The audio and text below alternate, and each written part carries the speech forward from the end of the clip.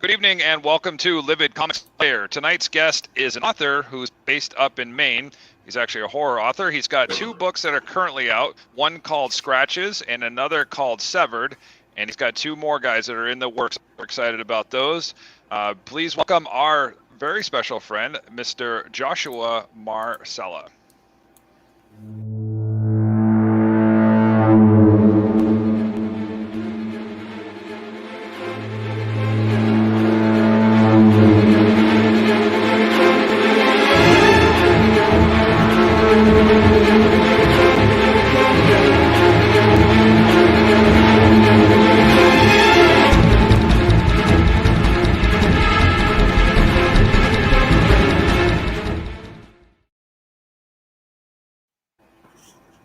Hola. Just like that, we're live again. Here we are. Yeah.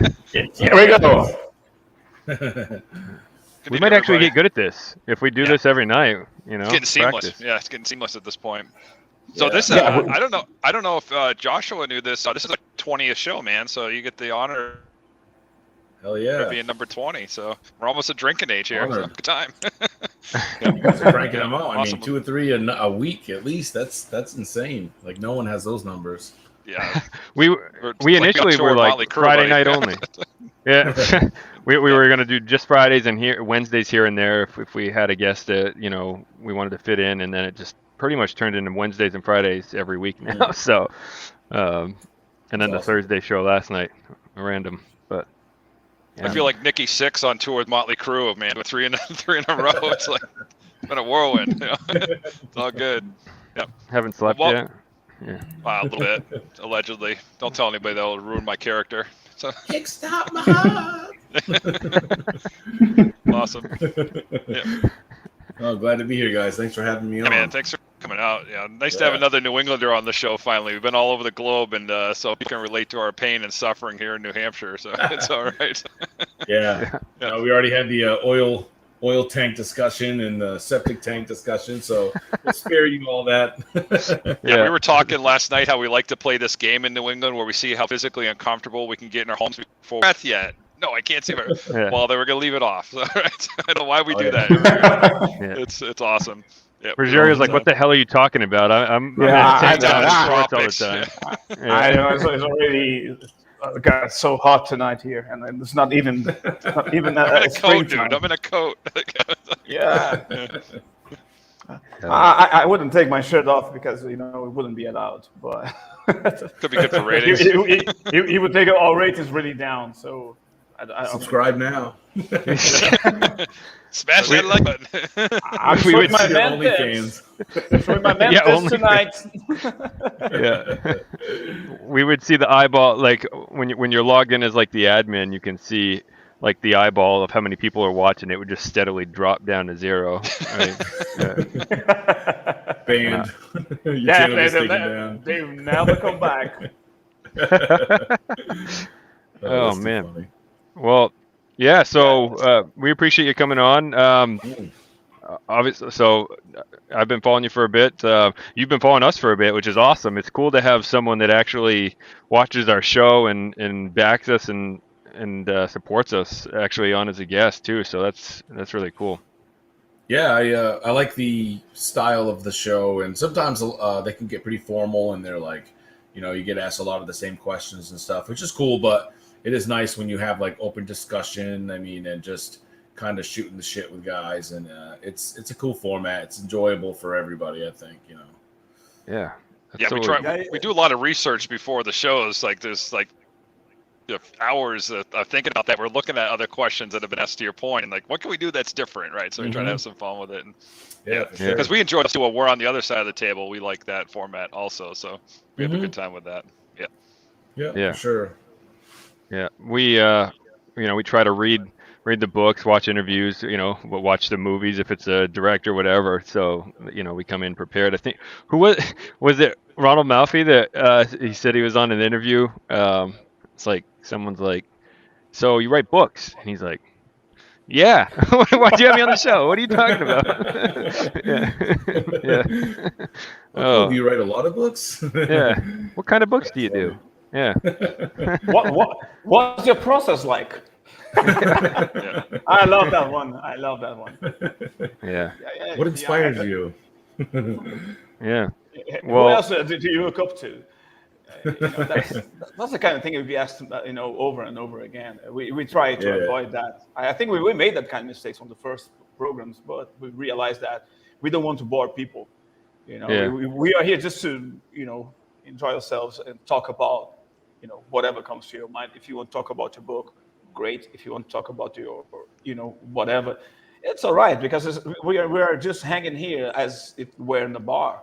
And yeah. the good thing is when you feel free to speak for yourself and be yourself, not just wear a mask and just say what people expect you to say.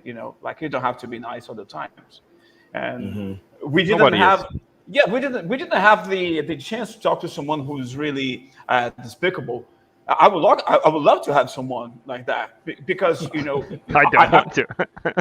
yeah, no, it's lovely. It's lovely. If you don't get involved, you don't have to take that to yourself, because people are just so bored, and they are there because they have to. And it's like, right, you're not here because you have to. You're here because you just want to be, among new friends. That's the way you see it. And it's working so far. This is why it's a pleasure to be here. Yeah, absolutely. I'm telling you, those despicable people will pull in some views.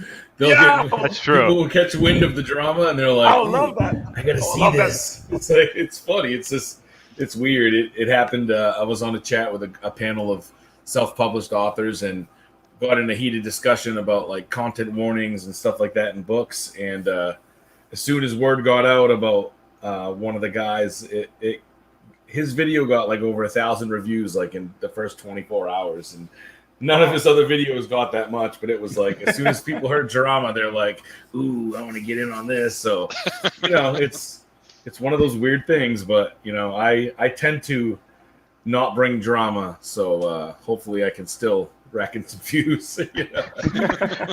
We should have staged it. Why didn't we stage something before the show? And then we make up and then we talk about the book. But at least we're like, yeah, there was that few minutes on the show where we thought Josh was gonna jump through the screen at somebody. So some big news today. We can start off with that. Your new book coming out. We got a release date. I don't know if you want to talk about that for a few minutes. That's pretty cool that today's the day that news broke. Yeah. I've been working on this short story collection since last year, busting out stories here and there, and it was actually picked up by Crimson Creek Press. This is my first time actually having a full book published through a press. I'm usually self-published, which pretty proud of that. My books have done quite well considering, you're pretty much a one-man show with the self-publishing thing. So this got picked up by a publisher, and we just decided today we're going to push for a Halloween release. So my short story collection is 13 stories. They're all very different. They're all written in different styles. I think they're creepy, they're entertaining, some of them are pretty bloody, some of them are quite emotional. So it's a good package of, what I consider they're all horror stories, but different types of horror, So I think there's a little something for everybody in there, and I don't think anyone will be bored with any of the stories, which I'm pretty proud of. I think it's a pretty solid collection.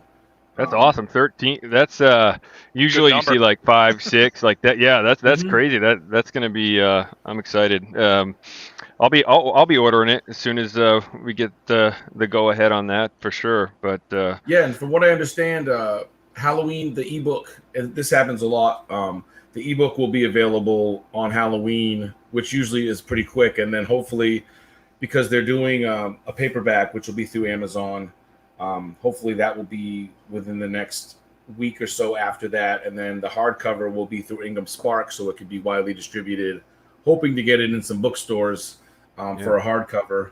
So that will be coming up shortly after that as well. So, and it's one of those books that you're probably going to want to have a hard copy of, because the cover is just stunning, and Yeah. it pops out at you. And they're going to actually be doing a lot of really nice internal formatting with images and different styles of fonts and stuff. We were talking about that today. So they're really going out of their way to make this pretty special. So I'm pretty excited. It's especially with my first two books, Scratches, I pretty much did when I was just getting my feet wet in the whole writing and publishing. I kind of just one day randomly decided I'm going to start writing. And then I wrote this book, and I was like, okay, now what am I going to do with it? And I had to kind of figure out the whole thing. So now, my third book in, I kind of have a good idea of how this whole thing works. I built up a readership. I have somewhat of an online, presence. And, once you get to that point, people like your stuff. They like, they'll buy anything you write, and they'll help promote it, on their own. So I've been pretty fortunate to come out of the gate like that and, have this project be picked up by a publisher. And I'm really excited. I think it's going to be great. Yeah. I was going to say, so Scratches was your first book. You self-published that.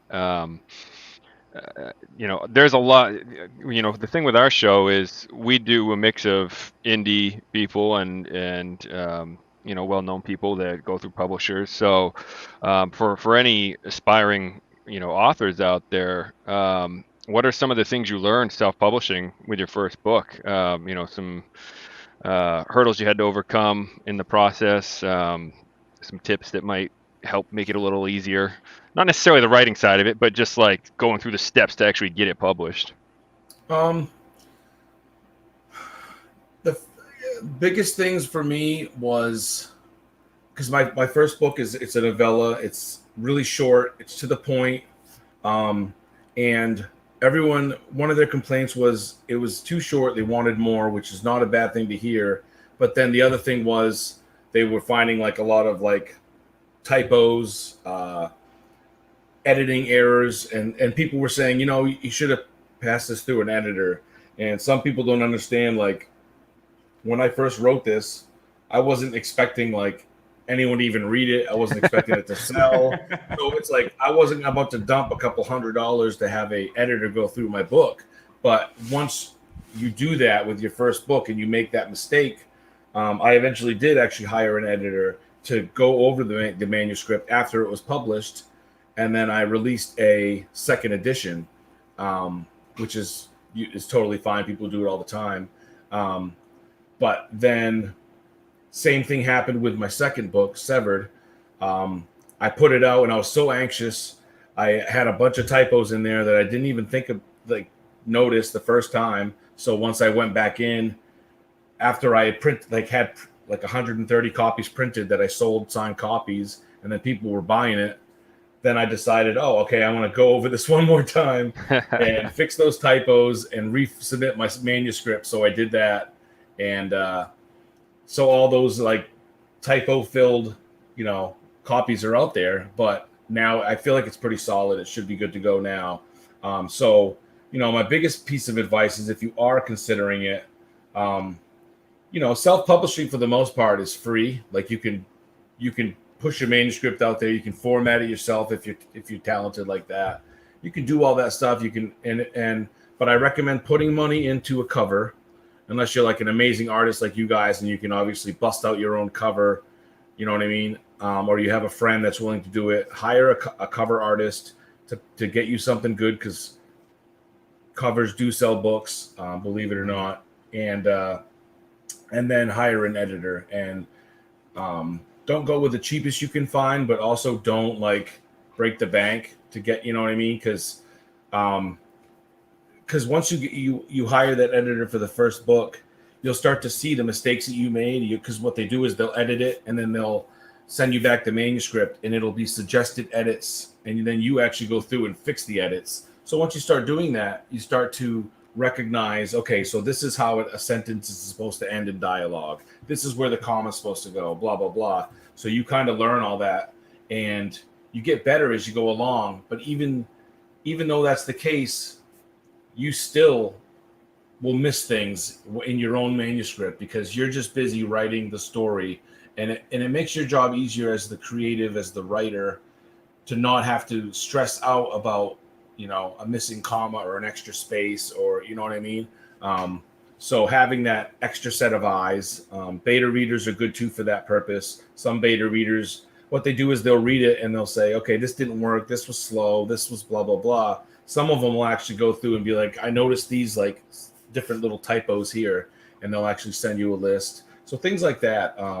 If you're thinking about taking this seriously and getting yourself published, and putting a book out there, do yourself a favor and you know, invest in that type of stuff, because in the end, you're just going to end up going back and doing it again anyway. Because in my case, like it was selling, people liked it, and then I had to keep putting work into that book. You know, if you could put that book out once and be done with it, then you can focus on your next project, instead of having to frig around with the same manuscript over and over and over again. So that's my 2 cents on that first Oh, that's book. super You know helpful. what I mean? Yeah, that's really helpful. I mean, even like when I submitted a short story, I was just there was like a submission deadline, but it was like a month out, and I was just so excited that I got it done. You know, I like submitted it to them, and then I was going back and reading it. I'm like, ah, shit! Like I want to change this, I want to do that. Oh, there's a typo right there, and I'm like, why? There's a month to go. Why am I rushing this out to these guys, right? So sometimes you just get so excited about, you know, what you have, and I think, you know, we've talked to a lot of, you know, authors, and the editor thing is huge because, like you just said, you can go through 20 times and find some stuff, think you're good to go, and then miss a bunch because you wrote it. So in your head, you're sitting there reading it, like you might skip over a typo because you know what it's supposed to say, and you just don't even think of it, right? So, Absolutely. yeah. I mean, you see it in even like, you know, traditionally published big name books. I mean, I saw a typo in Stephen King's Revival in like the climax of the book at the end of it, and I was like, I caught a typo. I saw that too. I saw the same thing. It's so funny. They said that. Yeah. It's kind of like, wow, and we're all human. We all make those mistakes, and it's really unfortunate because, like, with my, you know, when my first book, I was so excited. I was reading every single review that came in, and it was like, you know, should have hired an editor, should have done this. I love the story, and for me, I'm of the mindset where when I'm reading a book, I consider it like I'm sitting around a campfire, someone's telling me a story, and I'm listening to the story. And if it's a good story, that's good for me. You know, I'm not this perfectionist. I don't care if I see a little typo, but I was seeing like, oh, he misspelled this word. It totally pulled me out of the story. You know what I mean? And I'm just like, okay, I roll my eyes a little bit. But the fact is, like, this is your audience. These are the people that are spending money on your book. And, you know, you should be willing to put out the best product you can. You know what I mean? It's like you guys, you don't want to like leave one picture half colored and looking like shit. You know what I mean? You want it to be as professional and good looking as you can possibly make it. Same thing with a book. You know what I mean? If you can get all the typos and get all that stuff, that's awesome. And it's, you know, do the best you possibly can. And, you know, that's, I mean, if someone had told me that at the beginning, it's all boils down to patience. And it's exciting when you write your first book and you have this product and you're like so proud of it, you start promoting it, and you just want to get it out there. But it totally friggin' knocks you down a few notches when you do that. And then people are like, oh, well, you know, there was a lot of editing errors and blah, blah, blah. So it do yourself a favor and take your time and be patient with it. And it's well worth it in the end, you know? Yeah, Josh, you said something earlier on that seemed a bit controversial for me, at least. You said that when you released your first book, you did invest on it because, like, you were not expecting anything from it. Yeah. Why was that? Like, you didn't think at the time that you were good enough. You lacked some self-confidence. You didn't know you could be a writer. Oh, what happened at the time, and what's your take on it now when you look back? What's the difference between that author and you now? All the above, really. I mean, I was so new, and when you're in this field, you see especially because I was on Twitter a lot. I was following a lot of like indie authors and big authors and stuff, and it just seems out of reach for you. You know, I live in a small town in Maine. You know, I don't have a background in writing. Like, I went to school for mental health. I was in the army. Like, all these things like don't add up. You hear all these people that were like, "Oh, I have a master's degree in creative writing and all this stuff," and it's like, it seems so out of reach for you to be in that position of like people wanting to read your books. And so I had this dream and I wanted to do it, and so I started writing this book that I was really proud of it, but I didn't have that outward confidence and the idea of other people liking my book. Besides my wife, who was like my initial reader, she was the one that read it first and said, "This is awesome. You should make these little changes and stuff." And you know, a big part of it is having thick skin and understanding, like, when someone says they like your book and you're a really good writer, you gotta understand they're not lying to you. Like, they really mean that, you know, and there's a voice inside you that says, "Oh, they're just trying to be nice to me and they don't really like my stuff." And it's hard to get past that. You know, they call it imposter syndrome, because no matter how much you write, no matter how many times people share your work or say they love your work, there's always that little voice in the back of you that says, "Oh, you don't really deserve that. You're not really good." There's just this whole conspiracy out to convince you that you're good so you can keep embarrassing yourself. You know what I mean? And that's kind of where, for me, that's where it started. And, you know, and when people started saying, like, what really flipped the switch for me was when people I didn't know were buying my book and posting it because someone else told them that they thought they might like it, and then they read it and they really liked it. It's different when like your friends are reading it or your family, but when people you don't even know and you've never interacted with say they really enjoyed this, I want more from this guy. That was when it was really like a boost in my confidence, and I wasn't so skeptical of my own abilities. You know what I mean? And that was a big boost to me, and I really. By the time I got to my second book, which was the prequel, which is Severed, it felt more natural to me to be doing this. It wasn't like, "Oh, I'm just going to do this and see." It felt like I was doing something that people were expecting of me, and you know, I actually put effort into it. And not saying I didn't put effort into my first book, but like I've mentioned before, like on Twitter, like if I could go back and rewrite that or just do another draft of it, it would be so much tighter. And because when you read it, you read like the first half and it sounds like it reads like a newbie writer, but then the second half, you can tell like this guy's honing his craft. He's feeling a lot more comfortable. And a lot of people mentioned that. And even my wife mentioned that. So then when people pick up Severed and they're like, "Wow, this is like a totally different writer. This guy's really like, you know, feeling it. He's getting comfortable with his style." And by the time people get to my collection, I feel like it'll be even more so, because I was taking chances. I wasn't like trying to just fit into that little cookie cutter mold. I was actually trying to write unique stories that I've never heard before. And you know, it was I really enjoyed that, getting to that point. And even to where I'm at now, like my next book I'm planning to write is an actual novel. It's going to be a horror Western. I already have the idea panned out, but now it's like constantly in my mind. And when I get that into that mode where it's like begging to be written, it'll just come out of me when I start writing it. It'll just be like this natural process, and I won't be worried about who's going to read it, if anyone's going to like it. It'll just be me making this thing. And I'm really excited to get working on that. It's on hold right now because I'm waiting for my edits to come back, and I want to focus on getting these two projects out. But because then once I'm ready, I'm going to jump right into it and just focus on that. But yeah, it was a you know, I mean, I wrote Scratches last May. I started writing it in, I don't know, January, February-ish, and by May I had it published. So it was a very quick, like, boom, boom, boom. Like I wanted to get this thing out there. And Severed, I took my time with. It was longer. You know, I had beta readers. I had a formatter, all these different things. So it was a whole different process for me. And I mean, with every book, you learn more and more and more. And it's just like any, like with you guys, like your first comic book, more with your second book going in than you did with your first. And it's a constant progression. You're always learning something.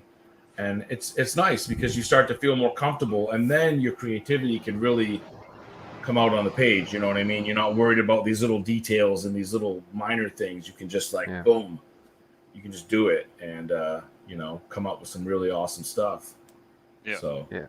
What was that moment like? What was that moment like for you, Josh, when you got your first printed book in the mail? Like, it comes from the printer, it's there in your house. Take us through what that moment was like for you emotionally as a new writer, having the product finally in your hand, because we have experienced that too. So it's fun to hear. It was exciting. I remember my wife filmed me. I did a little video reveal. I pulled my book out, and I was so excited.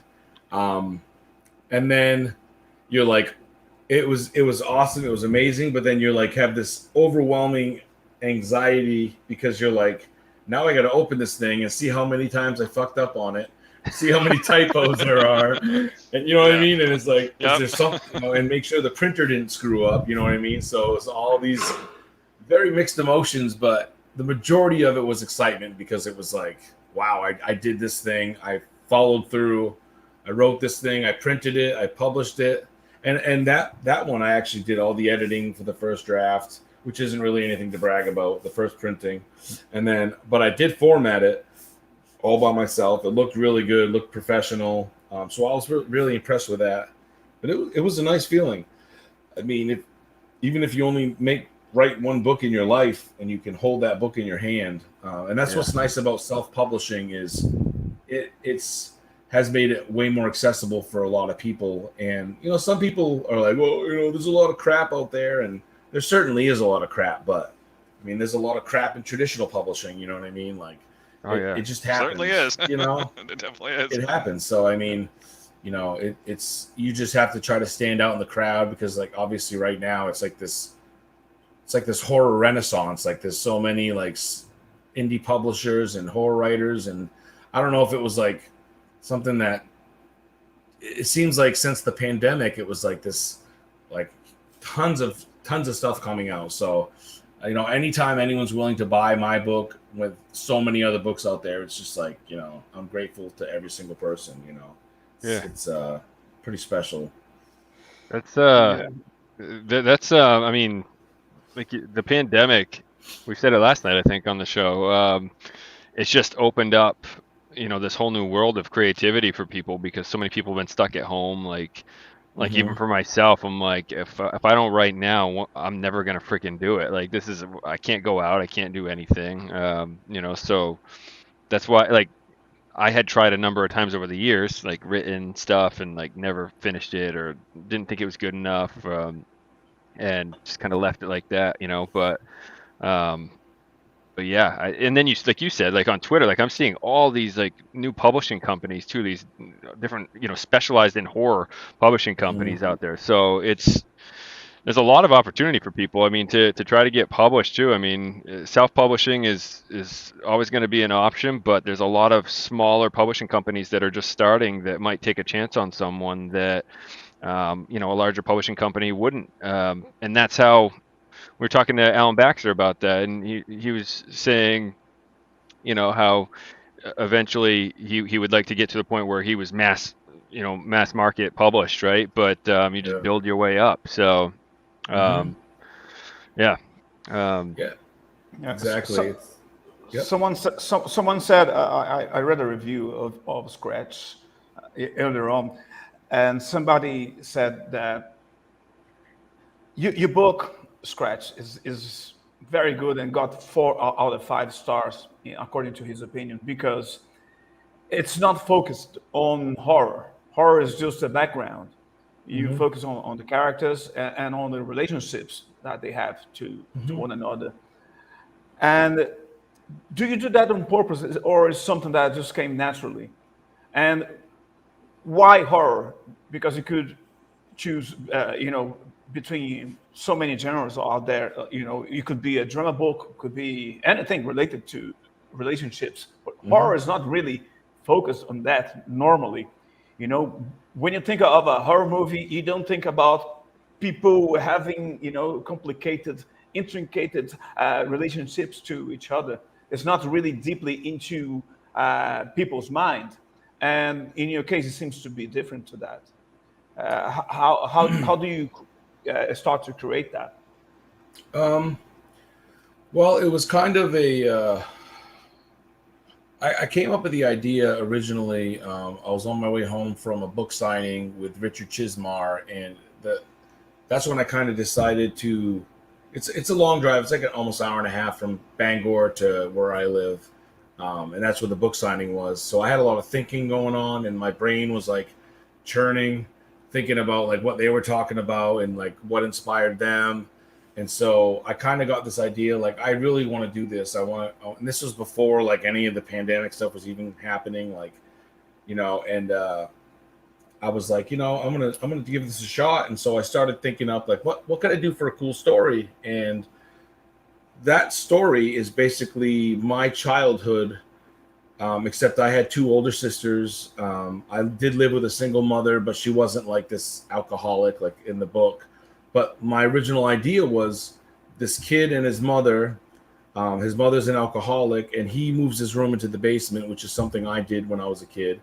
And he lives right next to a cemetery, like I was about 25 feet from a cemetery, and that's exactly what is in the book. So it was like this whole like almost like autobiography in a way. And then my original idea was this kid here scratching outside the foundation, and his mother won't believe him. She just keeps blowing it off. Well, that was my original idea. When I went in to write it, it kind of just came up with this bigger idea. And I'm very much, I like people. I have a degree in mental health, so I like the idea of what are people thinking, what are they feeling, how is this relationship going on, between this mother and son? How can this be fitted into a horror book? And because I love horror, I grew up, in Maine, Stephen King, obviously, like the whole early on as a like 4 or 5 year old kid, I was watching anything I wanted on TV. You know what I mean? There was all kinds of horror movies on cable TV all the time. So it was just something that really stuck with me. And so when I was writing this book, I had this idea, and it was originally just going to be a short story. But when I sat down to write it, more stuff kept coming out, and I was developing these characters more. And, I really don't even remember like coming up with half of the stuff that's in the book. It just came to me as I wrote it. Like the antagonist is the mother's father, who dies and gives them the house, leaves it to them in their name. And they were like, the daughter had run away from home when she was about, I don't know, a teenager, and never saw her dad again until he died. And then she basically like kicked dirt into his grave, which he was buried in the cemetery right next to the house. And all that just kind of came naturally. Like it was like the story was just writing itself. And it was important to me to build up these characters. And the mother, the idea of building up because originally it was based on the kid whose name is Connor. And that was basically me as a kid growing up. And when my wife read my first draft, she was like, you really should add some more for this, for the mother, add a little more backstory or build up her character a little more, because I feel like you could really, the story could benefit from that. So it ultimately became this story of these two people with this thing going on in the background. And that's kind of how it came out. And there's a really big character arc that a lot of people weren't expecting. You start off with the mother being this kind of despicable alcoholic woman that goes to work and then comes home and just gets drunk every night. But slowly more and more is revealed throughout the story as to why she is this way, and why, especially since moving into the house, she's become a heavy drinker when she wasn't really one before that. So, I don't really, I think it's just my style. I like to write about the human condition, write about people, and maybe that comes from my love of like reading Stephen King and those types of stories, because a lot of times his stories are just humans with horror going on in the background or different things going on, but the real thing that people hold on to is the story of the people and like what they're dealing with and how they're dealing with things. Because for me, like horror, I like horror that focuses on you have something scary happening, but when it's really effective to me is when I can feel, or I can know what the person's thinking, what, like, when this is going on, not just like, oh no, we got his arm ripped off, or like, something like that. It's like, what is he thinking inside, like as it's happening, like him like thinking about, oh no, that my arm. And to me that stuff's like way more effective. And I'm not sure why I started writing horror. I think it's just something that really resonated with me. I've always loved horror movies, horror books. I've also read like a bunch of like sci-fi and fantasy, but I think it was just a natural thing. It's just like my voice just kind of came to that point where I wanted to write these characters and these people. And yeah, I don't know. It's a great question, because I could have written just a basic drama and about these two people, and it probably could have come out the same way. But I wanted that horror aspect in the background. And I don't know, maybe that's just like my morbid side, we talk about mixed genres here, a lot. Like our comics is a kind of mix between baseball and horror, and Joel is doing something that is a mix between Santa Claus and magic and time travel. And you're doing something that I haven't seen in horror, because in horror you just, I am going to get scared now. I want to be frightened. And in your case, this is something that happens, but it's not your main focus. And I do think that people resonate to that. Like you have a specific type of reader, which is not the same that will read like Friday the 13th or, Nightmares, something like that. And it's like you got your niche, which is great. Well, it's one of those things too, where it's like, I view it like slasher flicks are a lot of fun, sure, right? But like, you just remember the deaths and that's it. Like, you don't care about the characters. You could give a shit less what happens to them. You just want them to die in a cool way, right? So, so that has its place, But I think the horror that sticks with people, like you said, like with Stephen King, or there are other authors out there, like even Ronald Malfi, like when Come With Me is like, it's deep, it's a deep book, and it just sticks with you because of the emotional aspect of it. So if you can focus on the emotion and, like you said, have the horror happen around them, people are going to care a lot more about those characters. So it's makes a ton of sense. So it's cool to see that actually happen on paper and care about those characters. So the story arc you're talking about with the mom, I 100% agree. I didn't see it coming, so I'm not going to spoil anything, but it gets pretty freaking dark, once you see her background, and it's like, damn, okay, well, now we know, you can't always judge a book by its cover.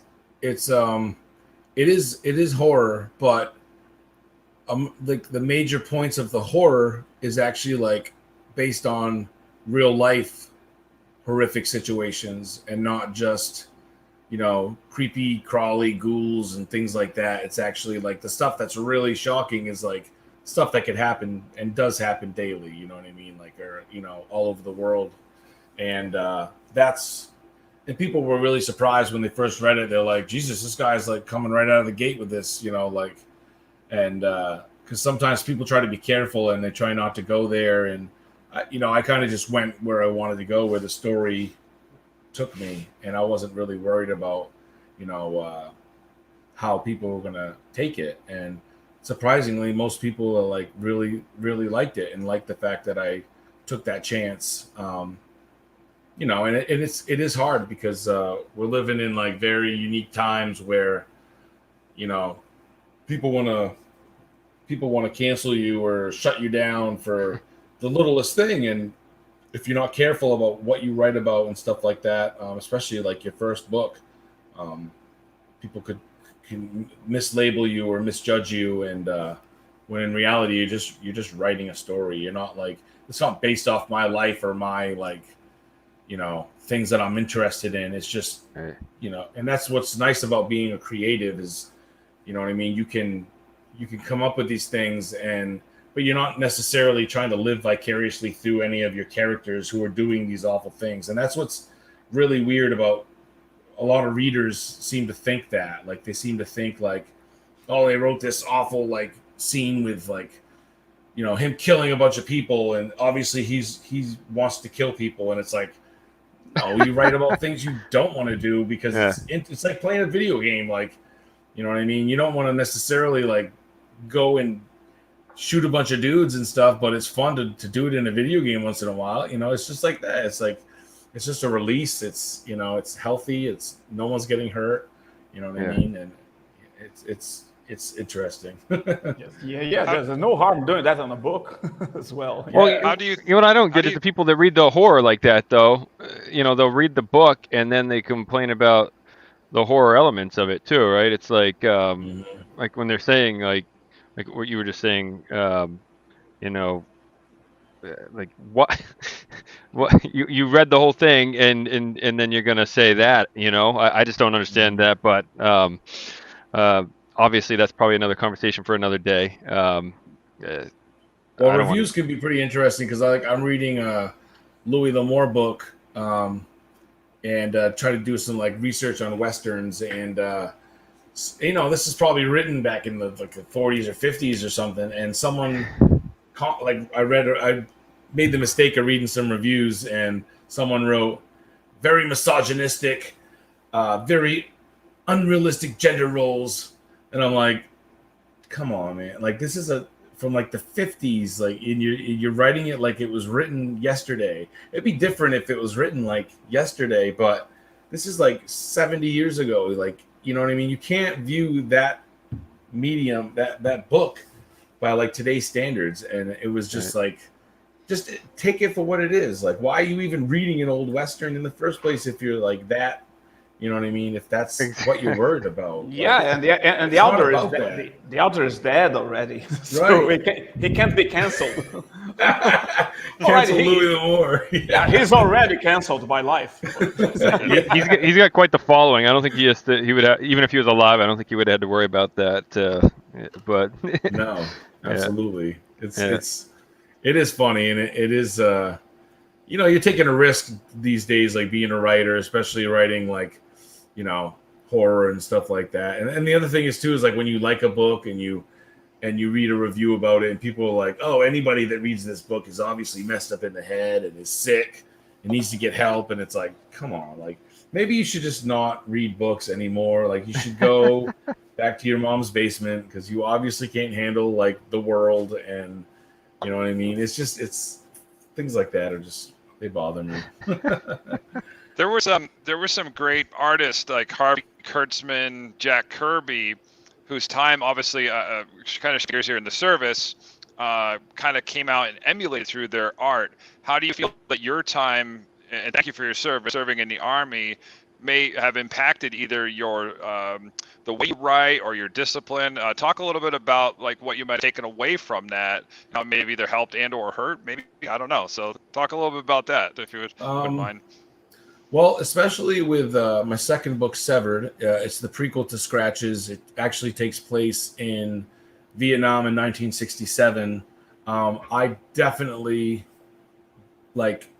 was inspired heavily by my time in the military. I was in Mosul, Iraq in 2004, 2005. And the whole time we were there, like my squad, we used to just just bash each other, make fun of each other all the time. And like literally every bit of conversation was like somebody like making fun of the other person. And it's totally out of love. It's not like, no one ever took it personal. And when I wrote Severed, it's very much like that. Like, they're always like, calling each other names and making fun of each other. And And a lot of people, like, anytime someone reads it that has been in the service, they're like, man, that's exactly what it's like nonstop, like bullshitting, like someone could die and then you'll just be like joking about something, because that's how you survive. You know, that's how you get through things, even if you're sad or whatever. You know, you can't bring yourself to the point where you're giving up, and you just have to, you know, it's survival. And definitely my second book was borrowed heavily from, you know, my experience in the military and stuff. You know, and it almost, I kind of have this, like, I don't really give a shit attitude about stuff. Like, I'm willing to pretty much go there and write whatever I want to a degree. Like, if I know if something's going to affect me, then I'll avoid the topic. But I like to just, you know, kind of be off the wall and not really scared to write. You know, I'm not like splattery or like over the top gore and stuff, but if I need to go to that point, if it helps the story, like with Scratches, there's like hardly any blood, hardly any death. It's very like held back, but that's because that was the story I wanted to tell. But Severed takes place during the Vietnam War. It's not, but it's very far from a war story. It's almost like my buddy Ross that blurbed it.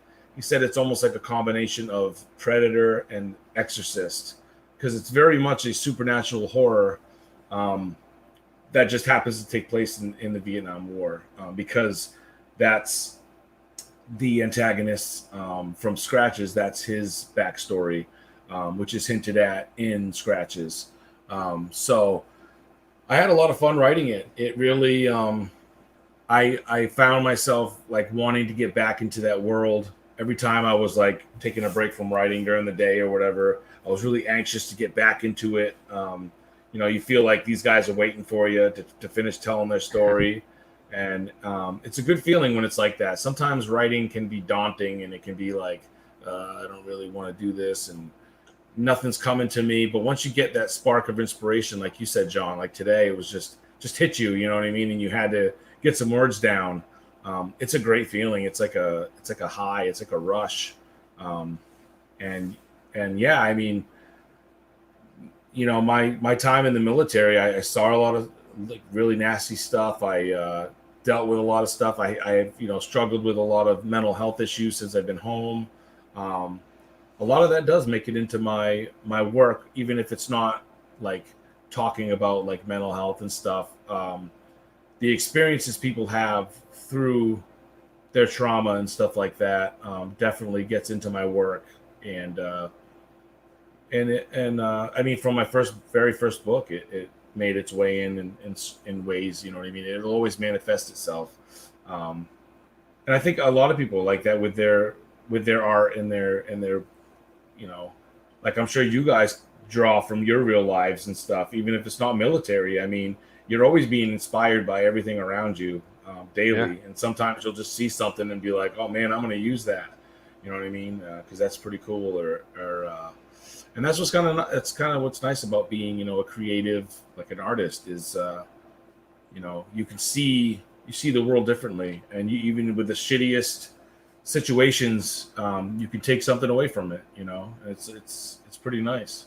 Sure. Yeah. I mean, that's how, like, Yule, the whole deeper meaning of Yule is this kid overcoming his anger issues, and it's my own 7-year-old son has anger issues, you know, so I will flat out admit that was not the theme of it initially in my head. It was just getting some kid lost at the North Pole, but like in this creepy outskirts, you know, that you know, no one knows about.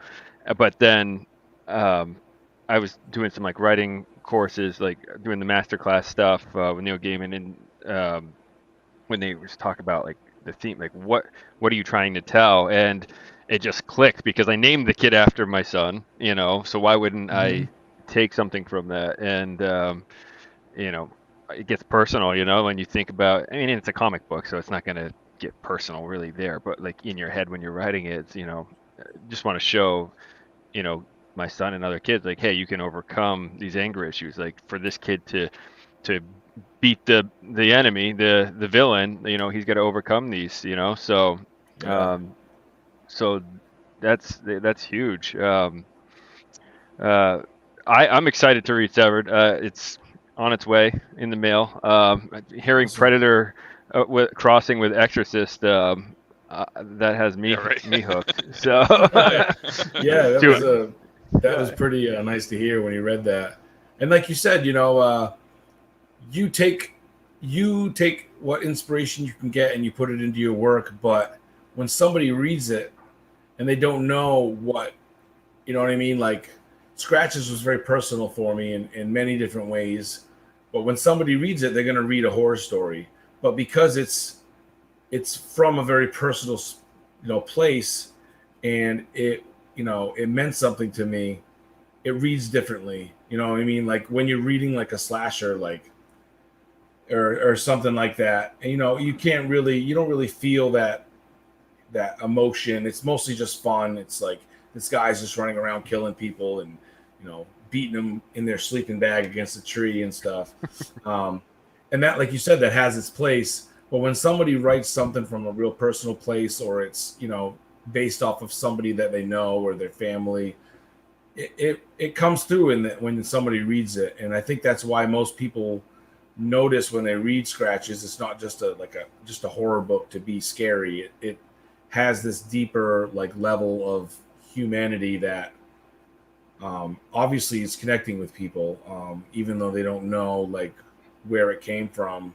And that's what's nice when you can hear somebody talk about their work and get that. You know what I mean? Like I may have never known that was about based off your son and his issues and stuff, but reading it, when I read it, it'll come through that way, and it'll be like, wow, it'll mean that much more. You know what I mean? And that's what's cool. Like when you see people like authors and like Stephen King talking about certain things, like how he based like a lot of his stories off of like real things, like Pet Cemetery, when his kid was almost hit, and when he like The Body, when him and his buddies actually, I think they said something about they did actually find a dead body or something.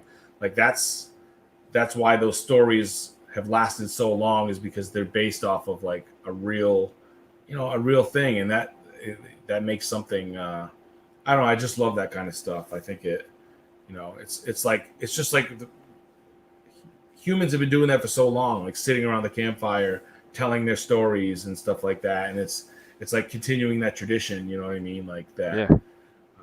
That natural, I don't know, that natural human way of like survival and stuff. I think it's cool. Yeah, since you mentioned that, I was about to ask you something related to just what you said now. It's like you're a writer. You're good with words, written words. Does that mean that you can also tell a story, a full story, and entice people by doing that? Do you test your ideas with people by talking orally about your book, or is it the way you test your ideas before putting them down on paper? I like to tell stories and stuff, but the hardest thing in the world for me is to basically sit down and be like, my book is about such and such and such. Like I am awful at that. Like when I had to write the synopsis on the back of my book, it was like it was harder than writing the book itself, because I've said that before. That's so funny. Yeah, I said that. I'm like, I do, like when we had to do it for you, I'm like, I don't want, like, this sucks. I don't know how it sounds better in my head than what I like, and I just like diarrhea of words, right? So I'm like, it's a blurb, and here I am 2 pages later. I'm like, no, I need to do 2 paragraphs. I can't do this. Yeah, it's a different skill. It's a different skill. Yeah. I can tell you. I can tell that I can tell stories. All my kids they love it. I have been doing this since I was a kid myself, because I have 2 other sons. No, other sons. 2 other brothers. They are younger than I am, and I used to tell stories every night to them until they could fall asleep. But I can put them into words and write those down, because I just can't just organize those ideas, And I realize it's a different skill, When you're good at writing, you're not good at really talking orally, telling the story as if you were just as a storyteller. Is a different skill, and maybe there's some writer that can do both, but it's the first time I'm asking a writer about that because I'm really curious about it. Yeah, there is like like Joe Hill and Stephen King. I've watched a lot of Stephen King interviews. That guy can talk and he can tell stories, and obviously he's a very prolific writer. And I mean, the hardest part for me is just when I like describe my book to someone and trying to make it sound enticing, or you should definitely pick this up. That I'm not good at it. And even like when I like wrote the back of it, you try to like emulate all these big time books and writers, and it's just not easy. And I definitely envy people that have that skill, because you know what I mean? It's just it's tough. Like, you write this whole thing and you put all this effort into it, and then to be like, oh yeah, and in like 4 sentences like describe the book. It's because it's I want to mention this part because that was really important, and but then it's like, it doesn't make sense on the back of the book. Not give too much away, right? Yeah. Don't. That's give my the problem. I spoil everything. Yeah. Yeah. So John's like, this happens and this happens and then this, and then here's the ending, and the ending's really cool, and you should check it out. You gotta read it exactly. no, wait till you see the twist where this happens. Yeah. Right. Yeah. We used to have to do that for like art statements. I was, in the fine art world, and so it's even more hard. Because like, how do you take something that's purely visual and write a paragraph? And that's subject to change too. Like, some days I'm super into being really tight and technical and doing still lives and things, and sometimes I don't give a shit, man. I just want to slam the canvas, and so that was a hard thing too. As an artist, people's like, oh, you got to define a direction, right? And I guess the analogy I always use is like, well, he's dead now, but Kenny Rogers, you're going to get a country album, but if Kenny Rogers came out with like a hip hop album, like his agent and the record company would be like, yo, like, Kenny, like, what are you doing, bro? Like, you probably shouldn't be. So what I learned is some of those things that you want to do, you just kind of shelve them. They're like your own personal pet projects, and you don't really put it out to the public because the public starts to know you as a certain thing. And it's like, I wanted to experiment with this for a little bit. Like, you don't have to put everything out there because they want to it's a business at the end of the day, right? They got to know what you're going to be bringing, and because they need to know what to expect and how to market you. But it was hard to write an art statement. That was torture. To your point, that was terrible. So it was a hard thing to do. It's hard too, because especially like the more people get to know you, they'll ask you to blurb their book. It's one thing when it's your book and you can fuck it up and whatever. But when someone else like asks you to blurb their book, and you're like, you try to come up with this amazing 1 or 2 sentences, but then you'll see like big authors that'll be like, stunning, gratifying, and that's all they write. And it's like, Jesus, I could just do that. It tells you nothing about the book, you know what I mean? But they get away with it, and it's just because put some laurel wreath around it with some stars, and it's good, right? That's all. Like, mind-boggling, like, must read. It's like, Jesus, I could just write that about anyone's book, you know what I mean? Josh Marsella gives it 4 stars. They copy and paste it. They don't even write it. Yeah. Well, that was a real thing in the fine art world. Is some of the people you'd approach, you say, hey man, can you write up a thing about my show? And they're like, just go ahead and write it, and I'll sign my name to it. And it's like, what? And then you have to pay them too. It's a dirty, like the fine art world, man. They got their hands out. That's a cash machine out there. So, and sometimes you have to pay people to say that you suck, but to say that they reviewed your work, right? So you have it on your resume. It was reviewed by this important person, and that's crazy. So it's a weird world. No, that would be depressing to me. Like, here's $300. Now shit on me. I mean, some people are into that, I guess. But it's a resume. Oh, man. Stephen King says you're total bullshit. Like, perfect. Throw it in there. That was Stephen King. That was his opinion. He's entitled to that. But it had the funny thing. Half the people would see his name on the front of the book and be like, "Oh, Stephen King likes it," and then buy it. Hey, if they buy it and then they read that after and they're like, "Oh shit," I'm like, "Hey, too late."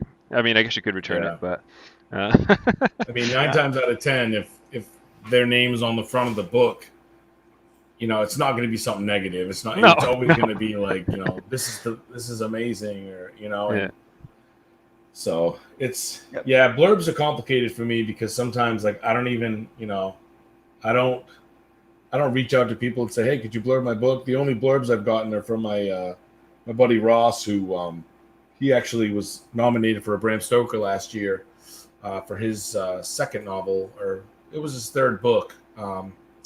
And because when I was writing Scratches, he reached out to me, like we became friends, and he was like, "Hey man, if you need, I didn't know anything," and he's like, "Hey, if you want me to check out your manuscript and blurb it for you," he's like, "Let me know, and I'll do it. If I like it, I'll do it." And so then I had him do the second book, and it was cool. And I'll probably have him do the third book just to keep it natural. But some people will have like 4 or 5 authors on the back. They'll reach out to like their favorite authors, and I just don't really go that far. I don't know. I try to keep it low key, and like I don't submit a lot of stories to anthologies. I wait for like invitations to come in, and things like that. And now that I'm at that point where I do get invited sometimes, it's a great feeling. Yeah.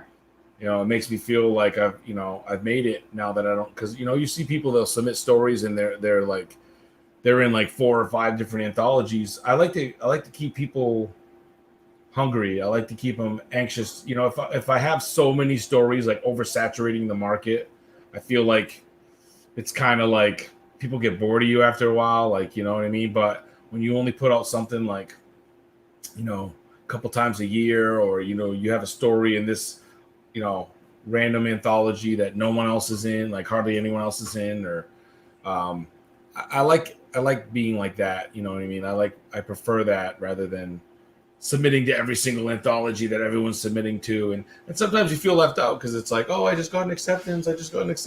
And you're just sitting there like, but, I feel like it's worked out for me. It's because I have been invited, like the 2 anthologies I'll be in this year. I was invited to. I didn't submit any stories, so it's awesome. pretty good. Yeah. Do you think so? I was gonna say, because like for someone like myself that's like just starting out, like the reason I would submit is just because it gives me drive to like finish it by a certain date, like almost like, and they might not even pick it, right? But at the same time, in your brain, you're like, hey, I have a deadline, like, so now I got to sit down and write this thing. But like for yourself, like Hunger for Death might not have happened if you submitted everything to all these anthologies, because you would have submitted all your short stories to everyone else, right? So you wouldn't have your own book. So sometimes it's fun to, like, you look at like guidelines, or like this anthology is about werewolves, this anthology is about haunted libraries, or anything. Sometimes it's fun to pretend like you're going to submit your story, write your story, and then don't, because they give you ideas for like a theme, you know what I mean? Yeah. And that happened with a couple of my stories. There was a Christmas anthology last year that, like hundreds of people were going to submit to, and I started writing a story like the night it was announced, and didn't finish the story, but I love the story. I think it's a really good story, and I eventually finished it, and I'm like, that's going in my collection. You know what I mean? Even though I started it for this anthology, and that's happened a bunch of times. And really, the only times, the Up from the Depths, which is a anthology coming out later this year, that was one that Crimson Creek picked up and decided to use for that anthology, because I submitted it with my collection of stories to see if they published my collection, and they liked that story so much they asked if they could use it to fill in an empty spot for that thing. But the other story I wrote was an invitation to an anthology, which is really cool. It's a cul-de-sac, and there's like 10 houses on the cul-de-sac, and it's called like the Hawthorne Project. And each house, the publisher basically came up with like a tiny little backstory of each. Like, this is an old woman, this is 2 friends that are in college living together, this is a family of 4, and that was it. And then each author has to come up with a story for that certain house. So my story was like the old woman, like, her name is Hawthorne, which is the name of the cul-de-sac. Like, she's the namesake of that little community there, and she has a dog, and that was like her house is well kept, and that was the whole thing. So then I had to come up with a story, and it was dark fiction, But I pretty much wrote like a horror story. It gets pretty insane. But it was like, it's also one of my favorite stories. But I would have never come up with that story if that theme hadn't, come to me, or like I hadn't been invited. So sometimes some of your best work can come from stuff like that. You know what I mean? You wouldn't have even thought to do something like that. Yeah. But and even if it doesn't get submitted or you don't get invited, eventually you'll have enough for a collection. I mean, some people put like 6-7 stories in a collection. I wanted to offer, more, because some of my stories are pretty long. Some of them are really short. So it's nice to have a variety like that, keep people entertained and keep them reading. Yeah. It's also today we have finished issue 1 for that ball. Mhm. It's a feeling of accomplishment, but that feeling doesn't stay for too long. And I'm already thinking about the issue 2. It's Yeah. like running after a carrot, and then you get the carrot, and then you see another one, and it's bigger, brighter, and tastier. That's Yeah. the feeling. That's the feeling that I get. Yeah. What does it feel for you when you finish something, when you finish a book, or I say it is done and it's printed? How is it like for you? Do you go straight away to start another one, or you just take a break, calm down yourself, and go for a vacation or something? What do you do? I do take a break, and a lot of anxiety, a lot of self-doubt, and then once you kind of like come to peace with it, it all depends on this with these 2 books I just wrote, my collection and then the middle grade. Those are going off to publishers who are then doing the editing and stuff. But with a self-published book, it doesn't end with me finishing those drafts. Then I have to like hunt down an editor or edit it myself. I have to format it or find a formatter. But with these other projects, I'm kind of like, okay, now I'm waiting for the edits to come back, and stuff like that. So I'll take, like right now I'm taking a break because my next project, the horror Western, I'm very, like you said it, like you're already thinking about number 2. I'm already thinking about this Western. I've had it in the back of my mind for months now.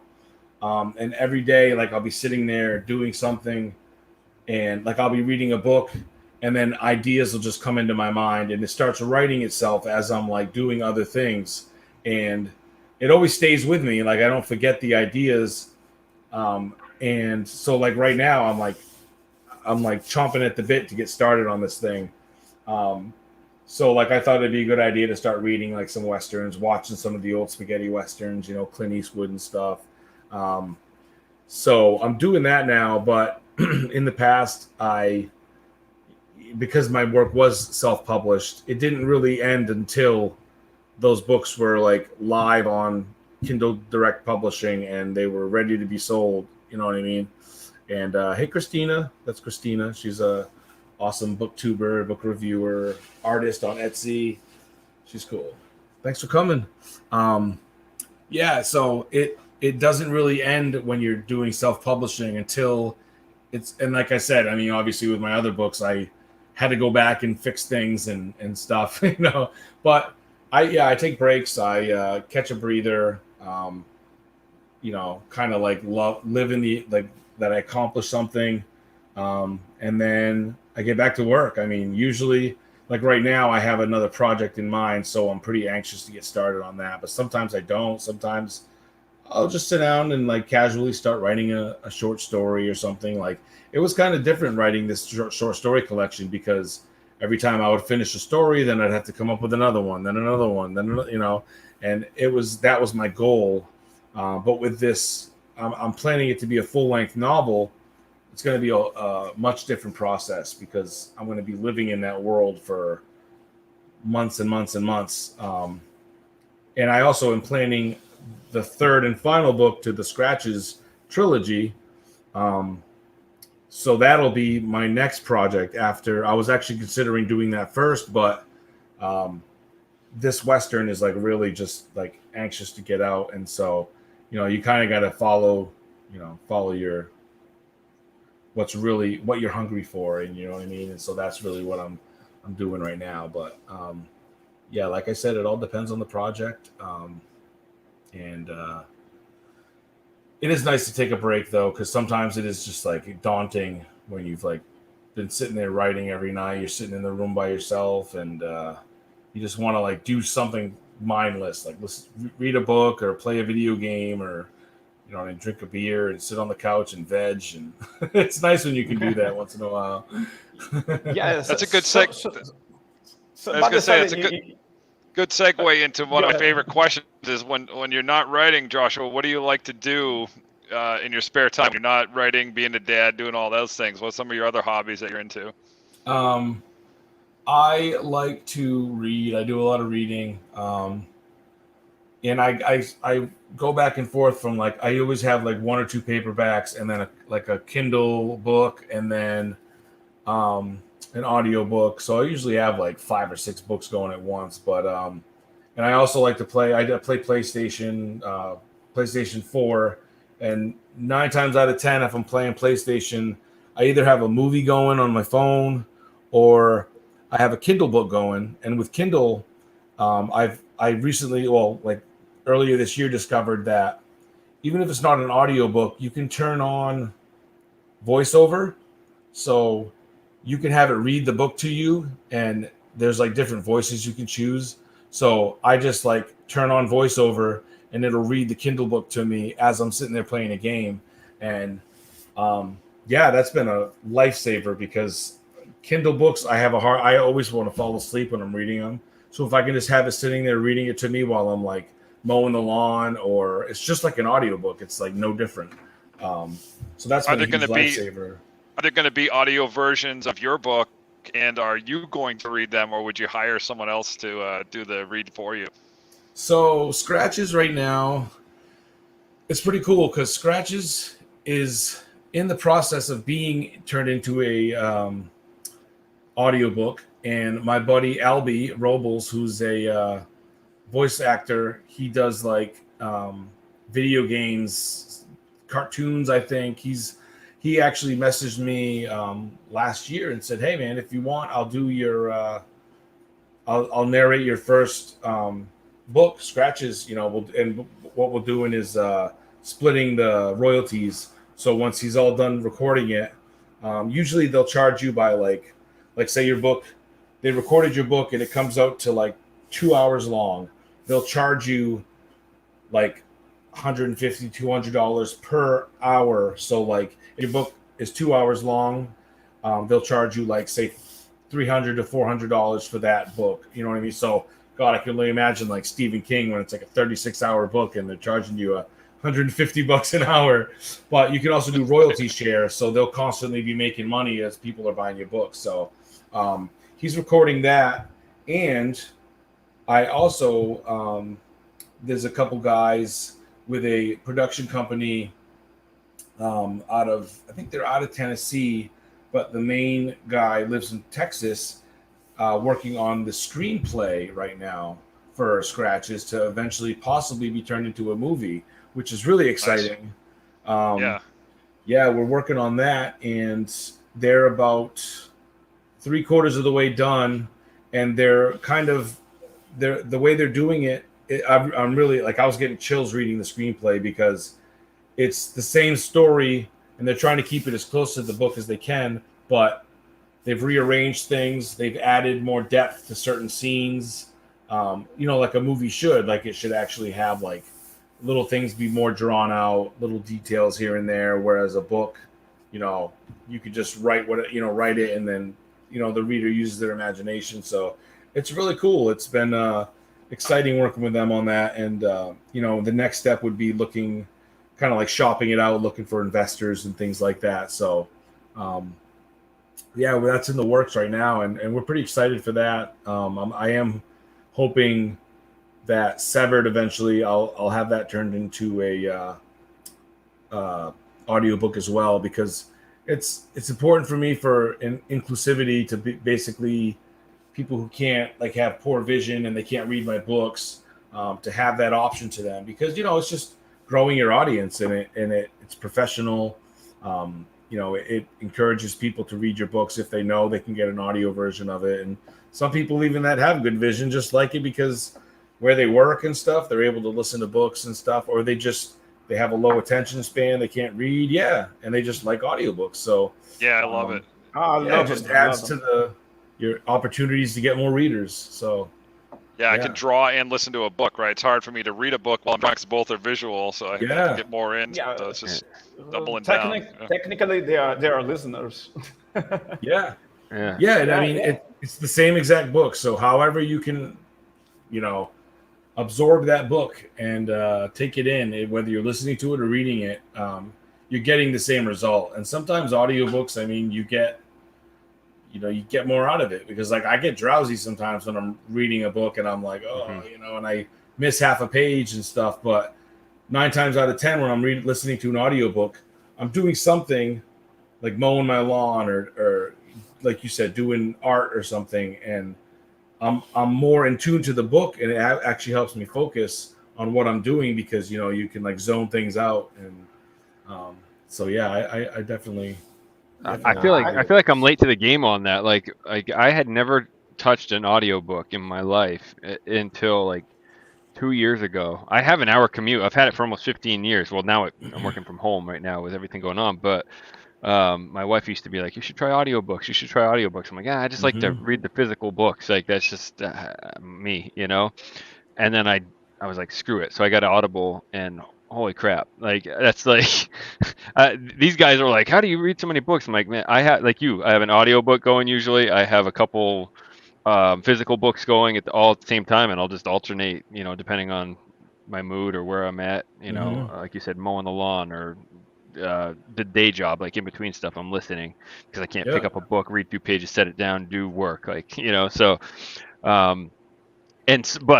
so there are some audiobooks where whoever reads it can really ruin the book, and then there are some that just bring it to life, like is it Will Patton, I think, like he does some Stephen King books, and he freaking crushes it, like you're just like engrossed the whole time, like when he's reading those books. I've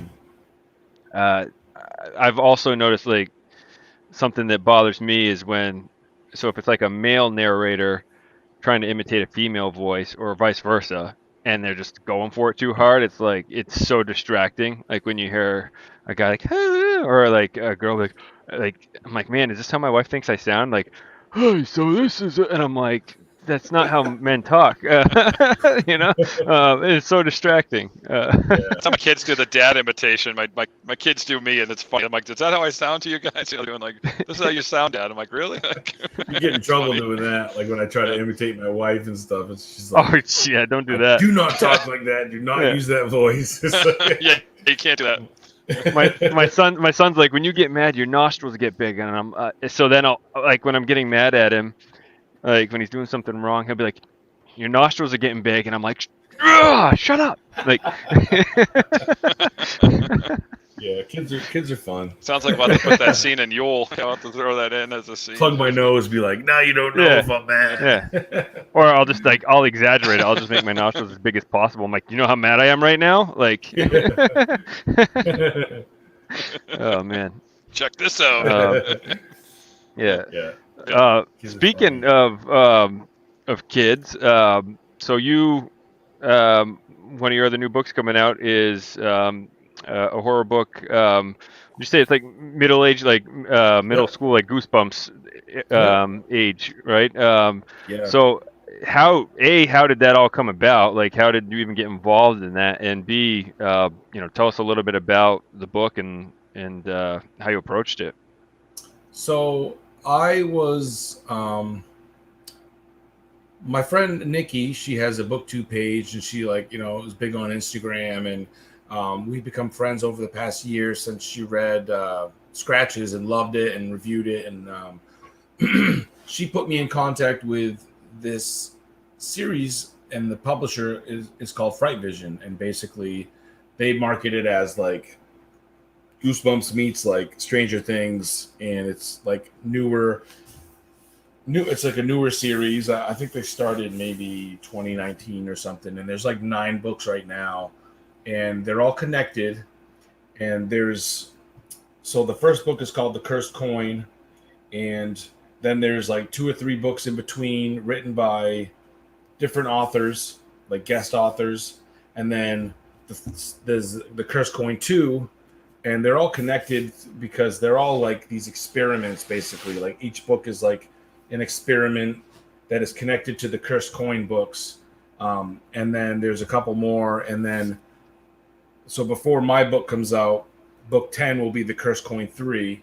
And my book, I don't even have a title for it yet because I'm horrible at titles, but I've already handed in the manuscript. And my book, so basically what happened was, okay, I skipped the part where last year, every year, Fright Vision does a Halloween event where I think it starts in October. Every Friday they do like one Friday night they'll do like a live stream type thing where they have kids doing like Halloween like science experiments, and then another week they'll do like art, and they'll have different artists like record videos and send them in. They'll be like, okay, this is how you draw a werewolf, and they'll like do like a tutorial on the video, and it's just really fun, lighthearted. Stuff like that. And then how I got involved was the next week, like the week before Halloween, I think they did like 6 or 7 different authors wrote some short stories, and they read them on video, and then he played those short stories on the like during that live stream type thing. And so I wrote a story that was rejected for a certain anthology, and it was very short. It was like 1,000 words. It was like a flash fiction, and so I was like, it wasn't bloody or anything like that, and it was kind of fun. So I'm like, I'll read that, and I read that one. And then how I got involved with writing for the series was, I guess Nikki and the publisher were talking one time. Like, do you know anyone who would be interested in writing for this series? We need like 2 guest authors. And she put my name forward and another author named Calvin Ellis, who wrote a really good book about like a Bigfoot, and like this social media, like paranormal investigator type girl. And called In the Hills of the Grismill, which was an awesome book. And so he's writing book 12. And yeah, so basically he messaged me one night and said, yeah, would you like to write for this thing? And basically told me like the premise of the whole series and what I needed to do to connect it to the series, and then basically said, you can write whatever you want. Funny enough, being with this group of guys, it's about a kid who loves comics, and he on his birthday he gets a sketchbook from like in the mail, like he doesn't know who it came from, and he opens it up and he's like, wow, this is what I wanted for my birthday. Well, come to find out, like everything he draws into this sketchbook comes to life like in the real world, and he starts to learn like things are happening in his town, and these things are coming to life because he loves like horror comics and stuff. And he starts to notice like, animals are going missing, people start going missing, things like that are all over the town, and he has to kind of like come to terms with that and then find a way to correct it and write it. So it was fun to write, but it was challenging because I can't use foul language. I can't use like gore. And I'm not even really big on gore. To a degree I am if it's necessary, but it was fun. It was, I got to a certain point and then I had to do a bunch of revisions before I could bust out the ending. Cause I was sending like 2 or 3 chapters at a time to the publisher to make sure I was on track and they liked it and it was fitting into the whole series. So I'm pretty excited. I feel pretty honored. He's actually the publisher goes to different schools and promotes it and tries to get them to add it to their curriculum because they're trying to get like more, spooky horror stuff in schools and stuff like that. And because there's kids like that love that kind of stuff. I mean, obviously it's a big thing. Like it was big in the 90s with Goosebumps. And there really hasn't been like a huge, another series like that really hit the market. I mean, you have your graphic novels and stuff, but Goosebumps and then Fear Street. I mean, R.L. Stine kind of cornered the market in that sense. Right. So it's pretty cool that this series has been taken off, and to be a part of it and to have like a guest spot in it. It was definitely a cool experience. So I'm pretty excited to have been a part of that. I got to, well, because we were talking offline about how you and I, like, we were so into Goosebumps when we were younger, right? So I got to imagine, because obviously you're not going to write a guest spot on Goosebumps. R.L. Stine writes them all himself. He doesn't have other authors doing it. So like to have like something along that lines, like that's got to be such a cool feeling. Like I can't even imagine if I was writing like a kid's horror book along the lines of Goosebumps that I grew up reading. Like I think that would be such a cool thing. And it was it was tough, but I mean, as long as it's going to go through a couple editors and stuff like that, so I feel like if they're all cool with it and they like the way it came out, I'm excited to see, because I mean, it is for middle grade, but a lot of my readers, like people that like my stuff, they're going to buy a copy and read it anyway because they like my writing, and it may open up more opportunities for the series, getting these other authors attached because they have their own readership. So I mean, I still know a lot of adults that read Goosebumps because it's fun, it's nostalgic. So why not pick up this other series, because it's like he was saying, like once kids get to the 11th book in the series, they're ready for some darker stuff. They're ready for some more serious stuff, as opposed to like, the more innocent horror type stuff from the earlier books. So, it was fun. It was a really cool experience. It's funny you say the adults reading Goosebumps. I'm reading them to my son now, and I feel like sometimes I'm just doing it for myself to relive those moments. Of course. I had to like get Haunted Mask for him because that like just brought back so many memories, that book. And and I'm like, I don't even know if he knows what I'm reading to him right now. Like I'll look over at him and he'll be like looking over at the wall. I'm like, so I'll just start making up words to see if he notices like fart jokes and stuff. And he catches it, but then I'll be like, so what's happening here? And he doesn't. His mind's elsewhere. Awesome. But I'm like, I'm still reading this. I don't care. But that's cool. I've been slowly introducing my my older son. He's definitely my son. He like I have a couple Goosebumps shirts, and he's like, "What is that, Daddy? Can we watch that?" And I'm like, "Yeah, sure. I'll put on Goosebumps." And then recently he loves sharks and stuff, so my wife put on Jaws for him one night, and he like sitting in the room all by himself on our bed, like watching Jaws all by himself, not a care in the world. And one day I was cooking dinner and I had my phone. I was playing the old It movie, the miniseries, and he's sitting there staring over the counter watching as Pennywise like talking to Georgie, and then he like comes out with the scary teeth, and he's like, "Daddy, I wasn't even scared, Daddy." Like, that's awesome, dude. It's like a proud moment for me. But those effects are funny now. Yeah, because they've gotten so much better, and they're like, you can't be scared with sharks anymore.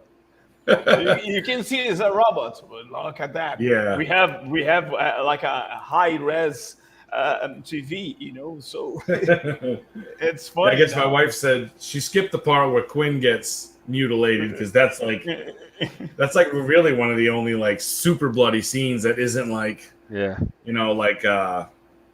because it's so close and it's daylight, and it's like, you know what I mean? Like the first scene with the girl getting mutilated, it's in the dark. She's like, he's below the water, and all you see is her like flopping around. But when you see Quinn like get dragged under and blood is like flowing up onto the deck, that's a whole little different experience. But I mean, he doesn't bother him. That kid, he's got guts. So I love it. It's that's really great. cool. How old is he? He's 4. He just turned 4. Wow. So, yeah. Yeah. That would have been my kid, man. Yeah. Like my kid was the same way. Like he was trying to watch Ghostbusters when he was 4 or 5, which isn't like scary. It's a comedy horror, right? But like, there's some moments in that where I'm like, I don't know if my 4 or 5 year old should be watching this. But he's obsessed with Halloween. I tell these guys all the time. He's got animatronics out front. Like my neighbors think we're freaking the crazy family on the block. I think because every year, the last 2 years, and this will be the 3rd year in a row, the biggest gift he wants is an animatronic. They're like $200.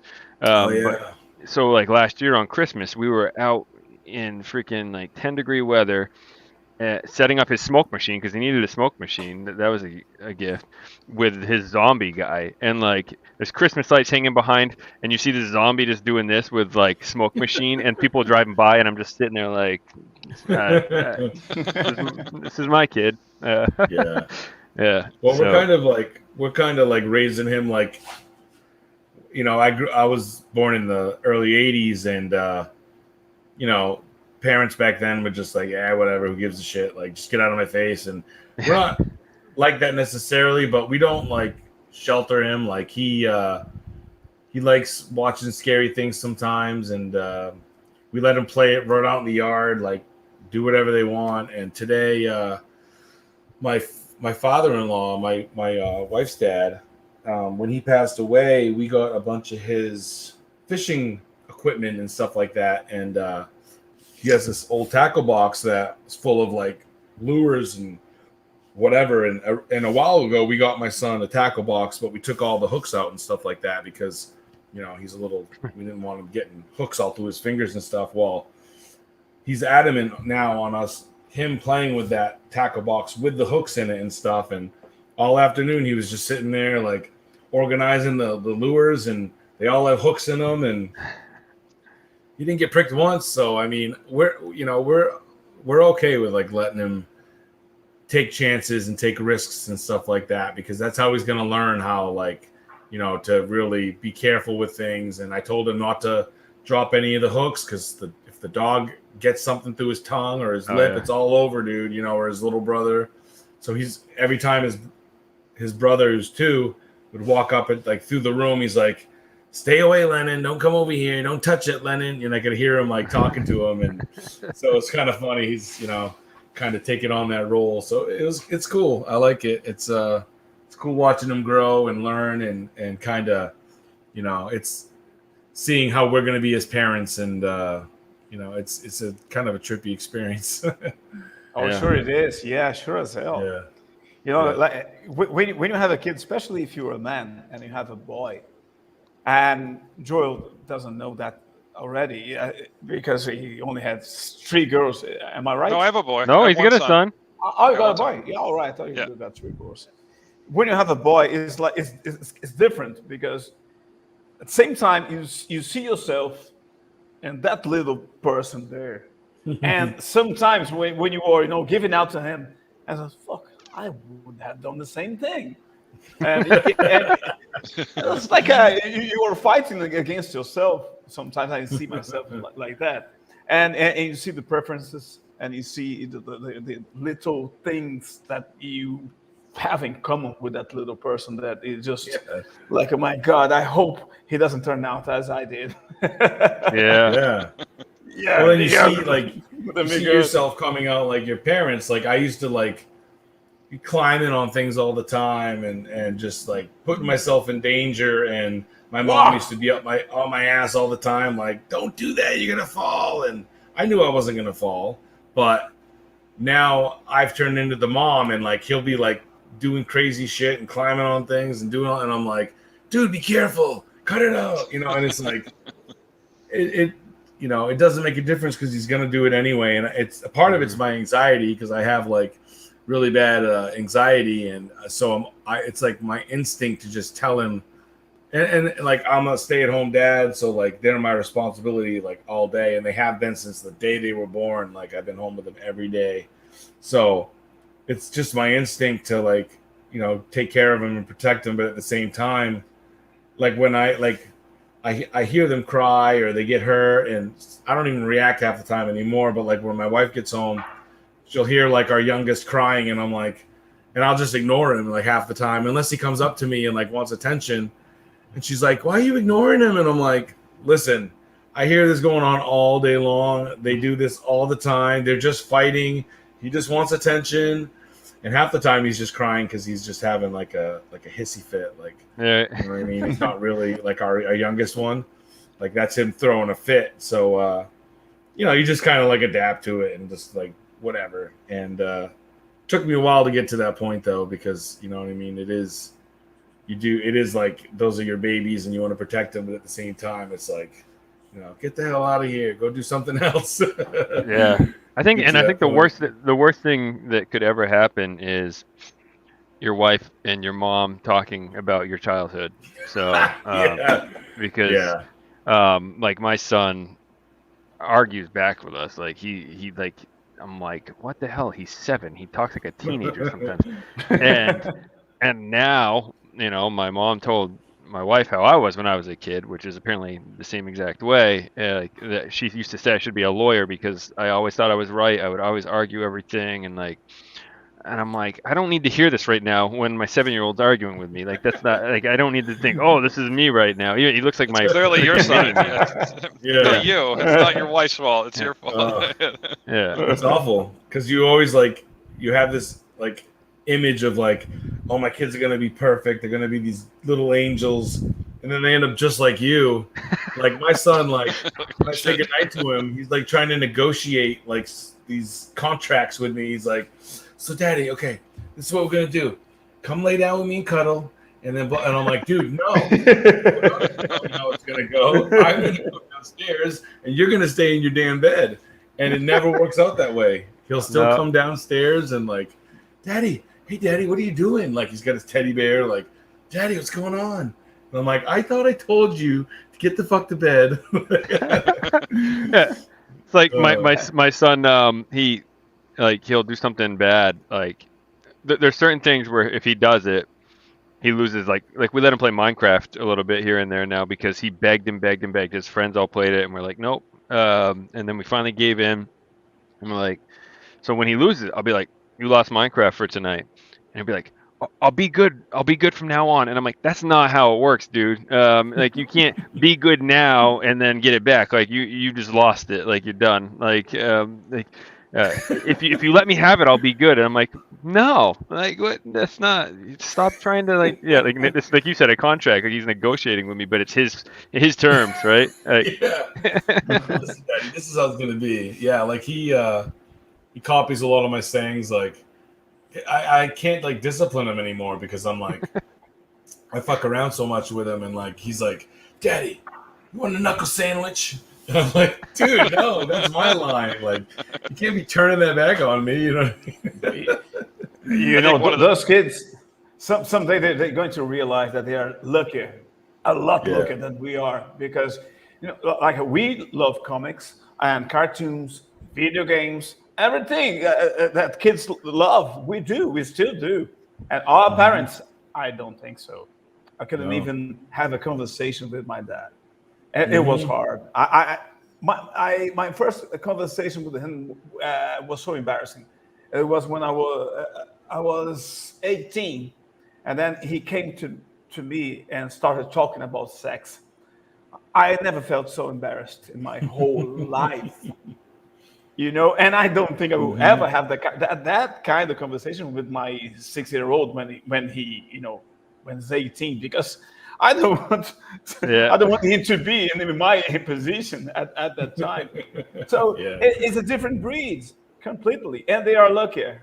Yeah, my parents never talked to me about that, and I'm thankful for it. I heard that through Howard Stern. That's how I learned. My dad would listen to Howard Stern, and he'd make me go in he used to have a trucking business, and I would have to go to Boston with him during my summer vacations at like 4 a.m. And I remember like listening to Howard Stern, and like if he had like a porn star on or something, like I would just pretend to be sleeping, and I'm like listening to what they're saying, and I'm like, oh my god, like I don't even want to open my eyes right now. I'm too embarrassed. But it's so funny though, because My parents didn't care what I watched when I was a kid. I watched Nightmare on Elm Street in first grade. I used to have nightmares about Freddy, but I was like so drawn to horror. I didn't care. Like I loved it. Yeah. But so my parents didn't care if I saw someone, getting their head cut off. I hope they're not watching because they're gonna be pissed. But if there was like a sex scene, they're like, cover your eyes, and it's like, Yeah. what? Like looking back now, I'm like, it was okay for me to see someone get mutilated, but as soon as the birds and the Yeah. bees happen, it's not okay. Pretty much the same here. Yeah. That's how it was like throughout like the whole 80s and 90s. Like, couldn't hear curses on the TV. You couldn't, have like, intense sex scenes. But sure, we'll put on like Platoon, and you can see dudes like, dying in the jungle and war movies and blood sport and things like that. Like, yeah, violence all day, but one booby and one nipple, it's going to traumatize you for life. My dad, he would use always the same answer to me when I ask something hard. He would go and say, "Ask your mom, ask your mom." And then and then it came to him and said, "Dad, I don't know what happens." I was really young. I think I was 6 or 7. I don't know what happens, but when I see a couple kissing, my willy goes big and hard. And then he said, "Ask your mom." I said, "What? She doesn't have one." I can take that shit. She doesn't have one. That was terrible. So funny. That's awesome. That's hilarious. That was terrible. I don't know where we go from here.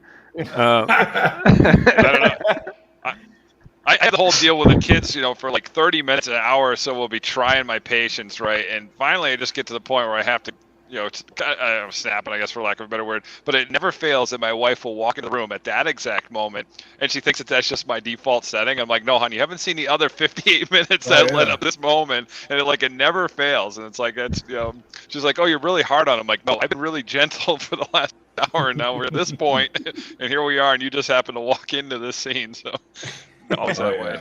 Yeah, that's exactly what happens with me, like with the kids all day long. And I have really good moments and really like bad moments, but like it seems like when she gets home, the kids get like chaotic, and so when she just sees me like losing my shit trying to cook dinner, and like the kids are being annoying, but like she doesn't see the other like nine hours where I'm like, I have patience and I'm actually like, being nice to them and stuff. It seems like when there's 2 parents home, they just like unplug their friggin' wires and just go nuts. And you know what I mean? And Yeah.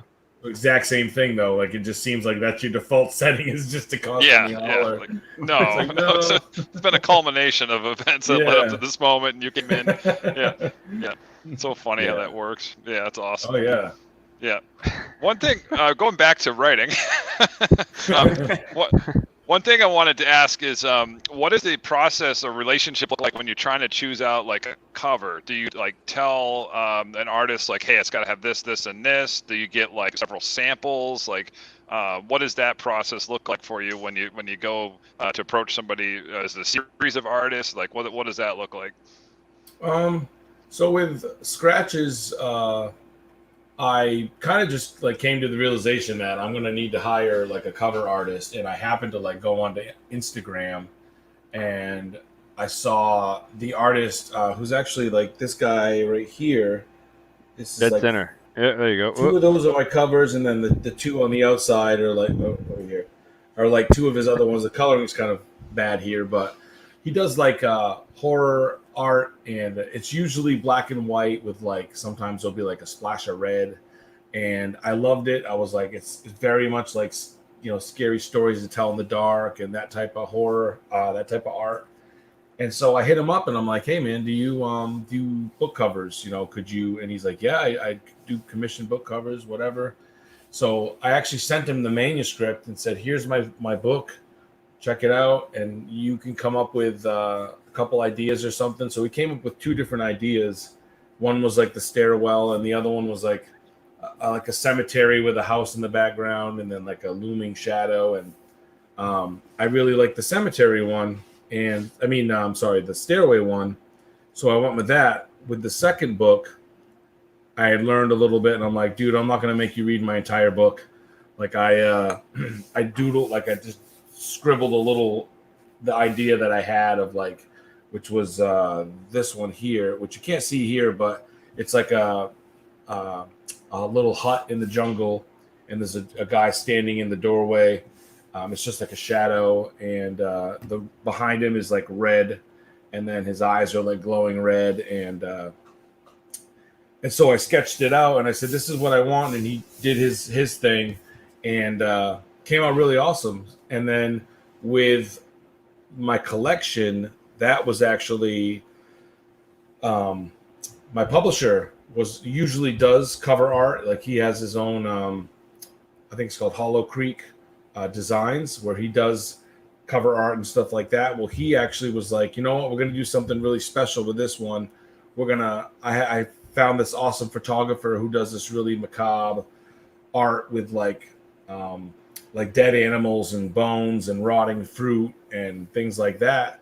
So he showed him to me, and he's like, if you like this guy, I'll hit him up and see how much he would charge. So we ended up doing that, and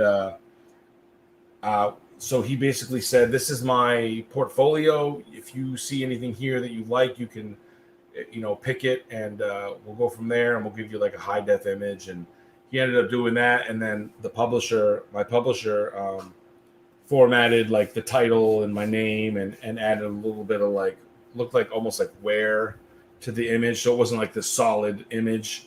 Made it look really nice, and to what it is now.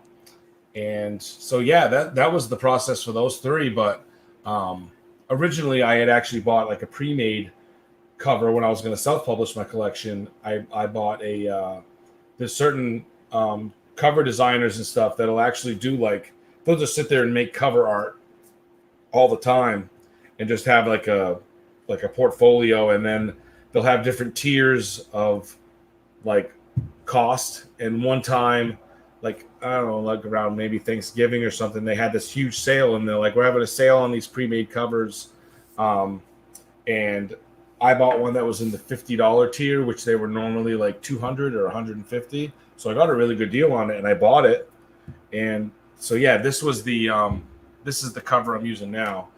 And the original collection was it was like this image of it was like a priest. It was black and white and gray, and he was standing in front of like this like gate, and there was tombstones and stuff behind him. And I came up with the title on the spot because I needed a title so they could add it to the image when I bought the pre-made cover. And now this cover was the actual one we're using, and the artist Neil Auk, he does like all kinds of different things. He uses like severed pig heads and different things like that. He'll get like this rat and stuff like that, these baby mice on the image. He'll get those from like pet stores and stuff, or I believe he'll sometimes find like roadkill and things like that. He doesn't go out and like murder these. He's actually a vegetarian, from what I understand.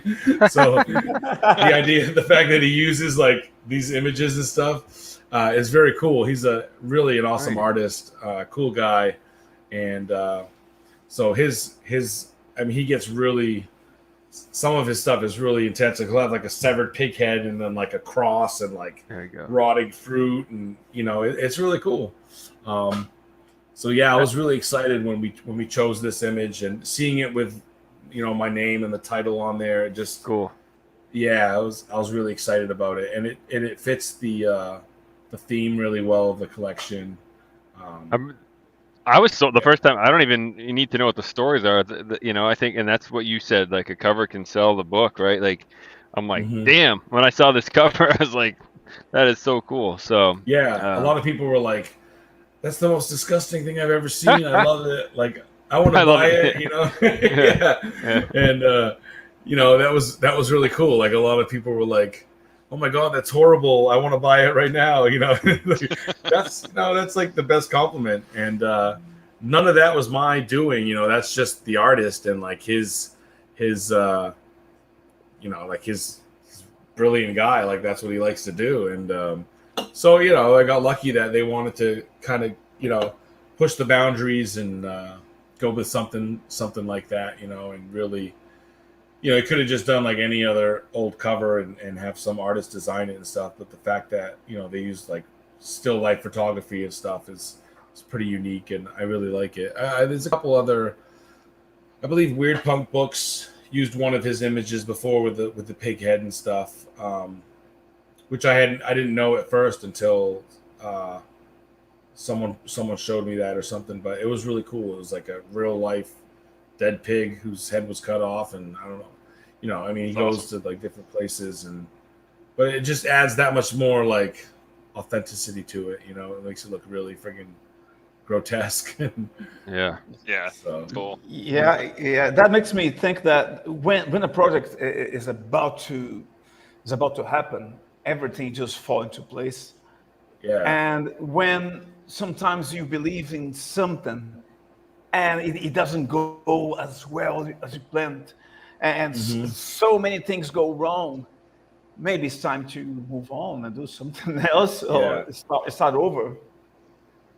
Yeah, and that's exactly, it seems like everything from my first book to the second book and the excitement that was built up around them, and it just, when something feels right, and when you're doing something that you should be doing.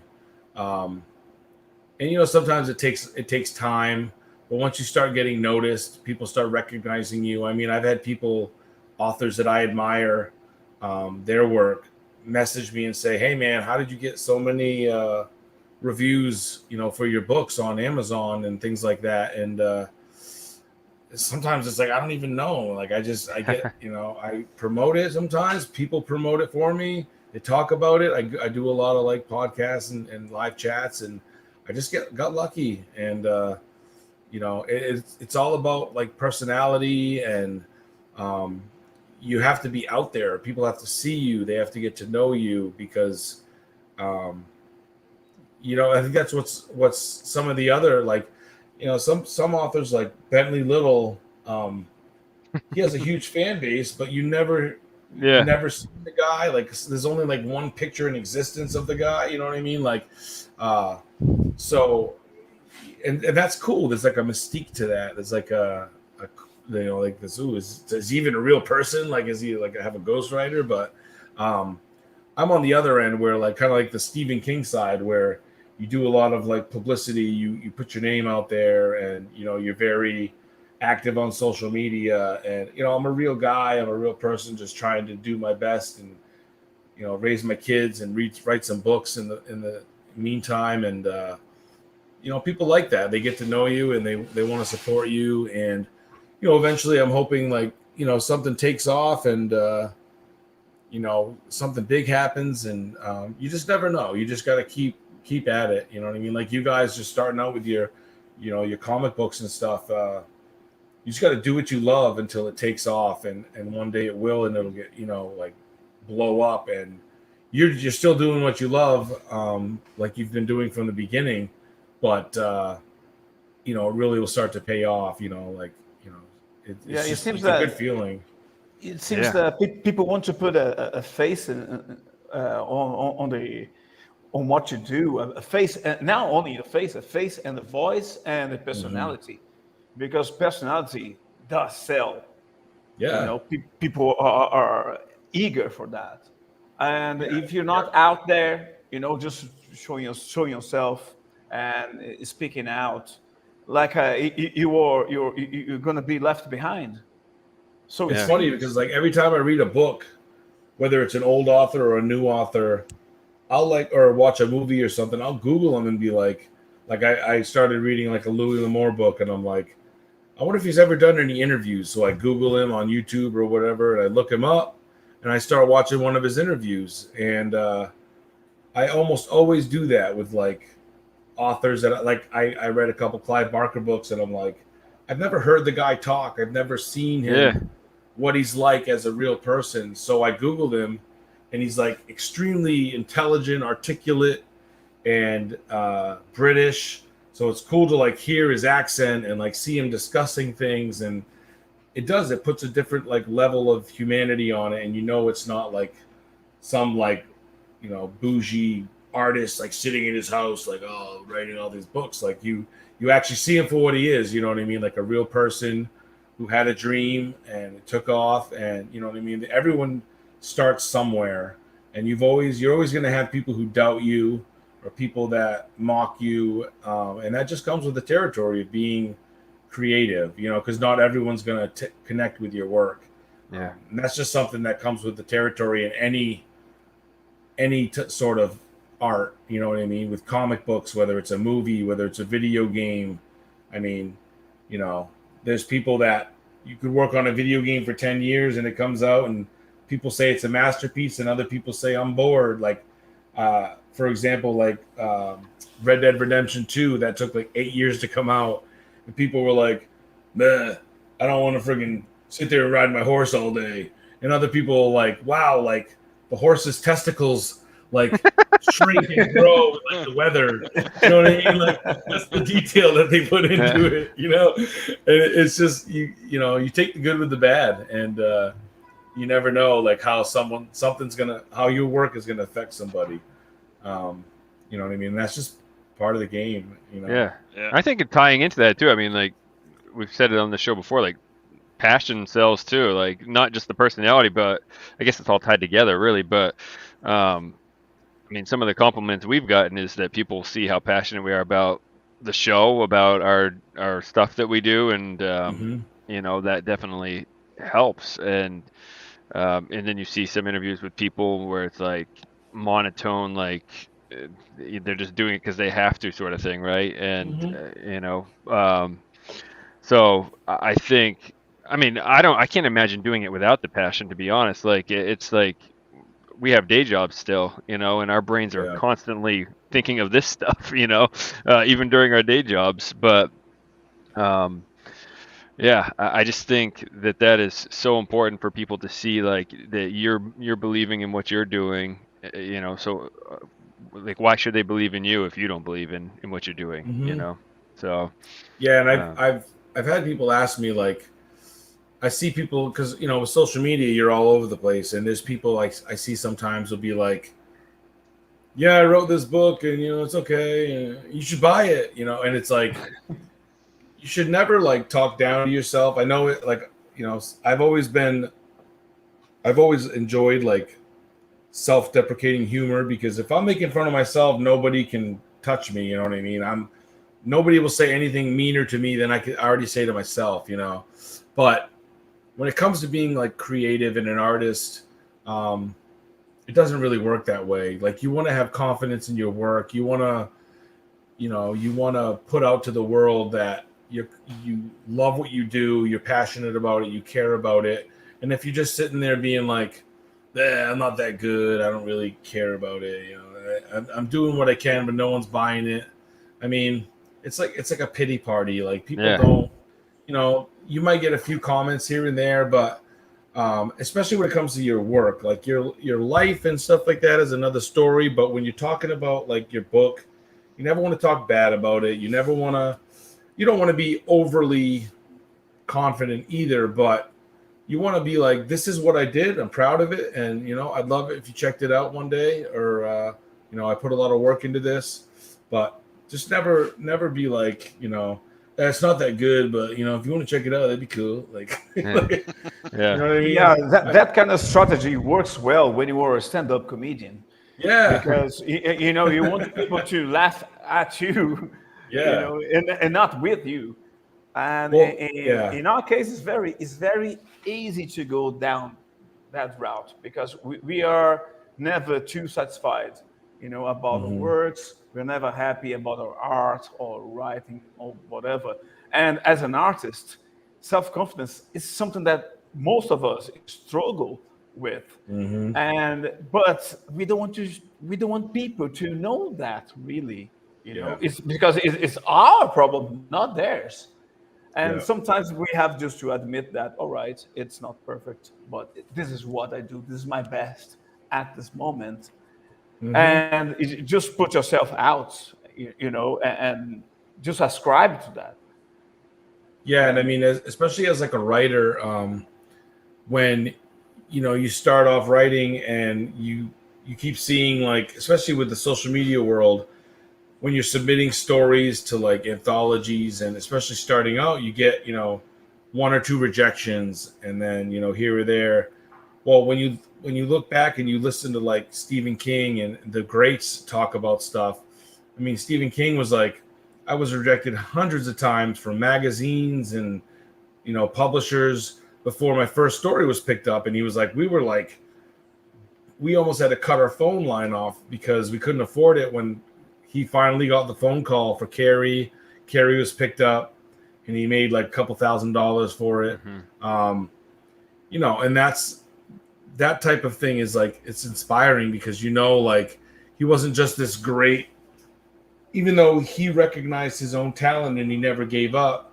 Like, you have to like sell yourself to the world, and you have to just keep at it until somebody recognizes your greatness and your work. And that can be a challenge because, like you said, there's always that voice in the back of your head that says, man, you could just be like mowing lawns or something. Why are you doing this? Why are you putting yourself through this stress?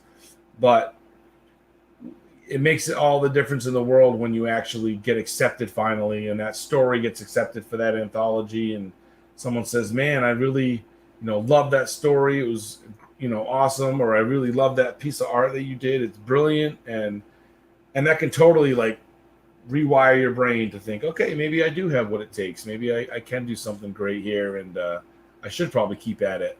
And that's why they say when you get into any sort of art, you got to have thick skin, because everyone's going to try to bring you down and stuff, but eventually someone is going to find you, and it just takes one or two people to talk about your work to change the minds of people. Like, sometimes when you like, someone will say, I didn't like this, but then when they hear 10 other people say they loved it, they start to think, well, maybe there's something wrong with me, not the person. You know what I mean? Maybe I'm what's wrong, and I wasn't getting the message, or getting what they were going for in this thing. So it can be challenging, because you do have that self-doubt all the time. And I think it's healthy to have that self-doubt and to constantly, you're not gonna think keep, like you're the greatest. you're not going to be cocky, and you want to keep on improving. But the fact is, like, we do need some kind of validation. Even when you talk to your wife, for instance, you want her approval, you want her validation, and you want her feedback. And we all need that. I don't see myself, coupling with someone who doesn't pay attention to what I do, because this is the most important. I say hours of my day is my craft. If you want to share life with someone, you want that someone to be a partner on what you do on a daily basis, and this is maybe I don't know, a lack of confidence, because you could just marry to anybody, but it's a big boost if you get someone that just gives you that kind of attention, that kind of feedback, because otherwise, like, what it is that you being attached to someone if you don't share things that are important to you. So I do believe that validation, it is great when it comes from people that matter to you. Like, if you get a bad criticism, like, you don't care. It's someone that you don't know that's talking shit out there. That's not really important to you as a writer or as a creator. And sometimes people just are put off by that. I see people who have good potential just being put off by bad criticism.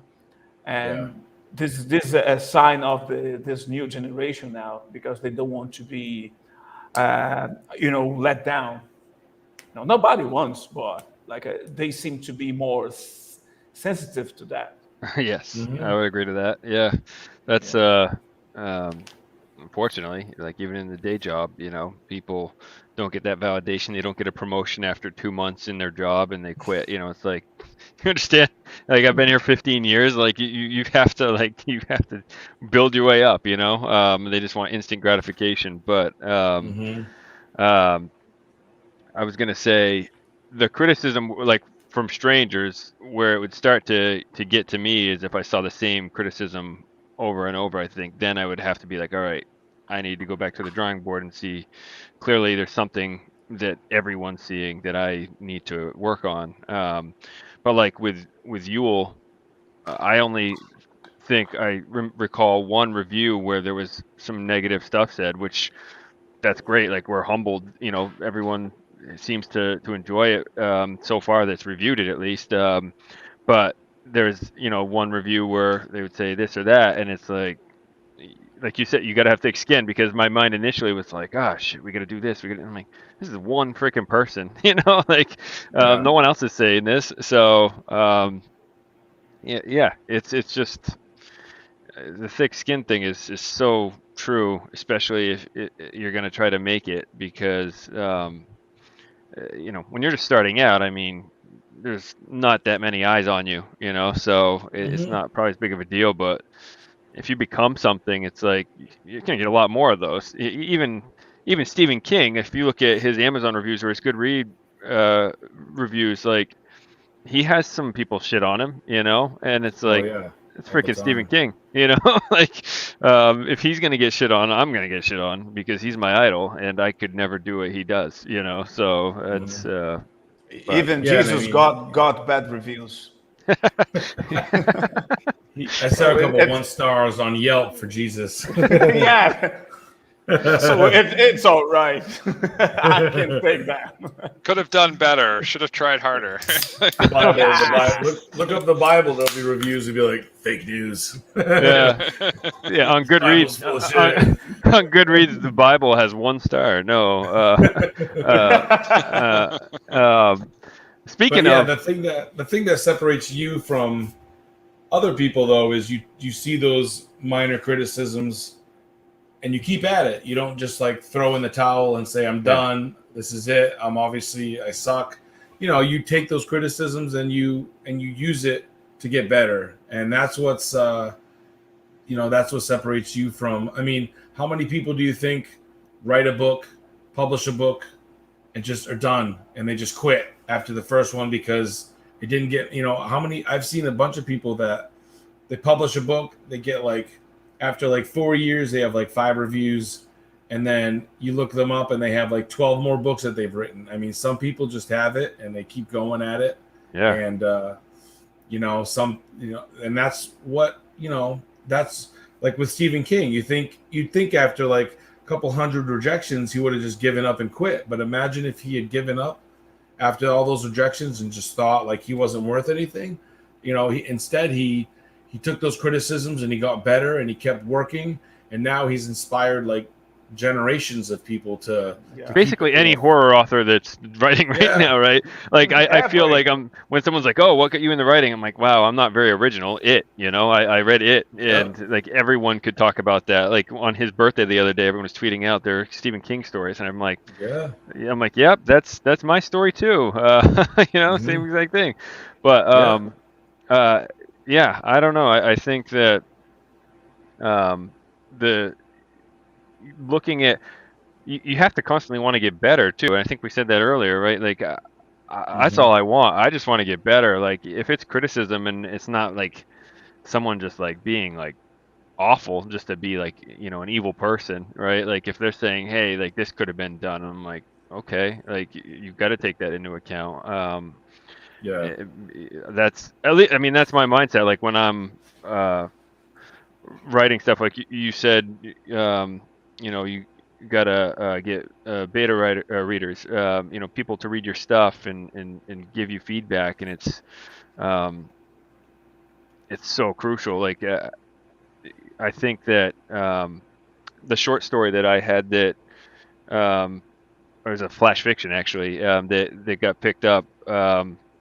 It was I actually, the thing they're going with was my initial one that I sent them, but I sent that to some people and they read it and they're like, yeah, I like this, but this part seemed far-fetched, or um, you explained this too far into the story, like that it was nighttime, where I'm picturing it as daytime in my head, and you said it was nighttime, like 2 pages into it, and I'm like, yeah, that makes sense. So stuff like that, like just mastering your prose, and I don't know Yep. how you feel about that, but like with me, it's where I say writer's block. It's not plot driven. I feel like coming up with a cool story is something, well, at least in my head, that I feel like I can do at least fairly regularly. But the prose is where I get writer's block if I'm trying to do like a novel, like where it's like, how do I phrase this? Or like, I feel like I've used this word too many times already. How do Yep. I describe this? That, Sometimes feedback from like either a rejection or like an acceptance, those are like gold, because especially when you write a book and you get, it's great when you have like all these 5-star reviews and people are glowing, but it's priceless when you have someone say, oh, it's 3 stars, this didn't work for me because this and that, because you can learn something from that. You're not learning anything if people are like, this was amazing, it was great. It's like those blurbs, like stunning, 5 stars, like that doesn't tell you anything. But if someone says, maybe if you had told us the time of day earlier on in the story, the story could have completely been benefited from that. It could have been a totally different experience. That's something you'll learn going forward, and you'll fit it into your story earlier on, and you'll learn from that. But where, sometimes those positive reviews are just glowing and you don't really learn much from them. So that's one thing I learned, from my first book, and was, just pick up any little piece you can and use it to get better. Like you said, like if someone has some minor criticism, you know what I mean? If they're not telling you like to quit, kill yourself, you're awful, you know what I mean? Like can't do anything with that. But if it's a sincere criticism of the work, I don't think it's ever out of malice. It's just like they're a consumer, they're the one consuming this product, and maybe this is what you could do to do better. And that I mean, to me, that's a gift. It's like, thank you. I will use that, and that's how you can improve yourself. You know what I mean, going forward, rather than just sulking and being like, oh, they didn't like it. It's like, okay, that's great. Now I'm going to actually use that, and that's how you become like the master of your craft. Is it's not from those glowing reviews. It's sometimes it is from the bad ones. oh, that's good feedback. I think our first ever comment on our podcast on YouTube was, "Don't quit your day job." It's like, well, hey, you all still work and you're still doing it, so hey, they helped you out. So you guys get monetized.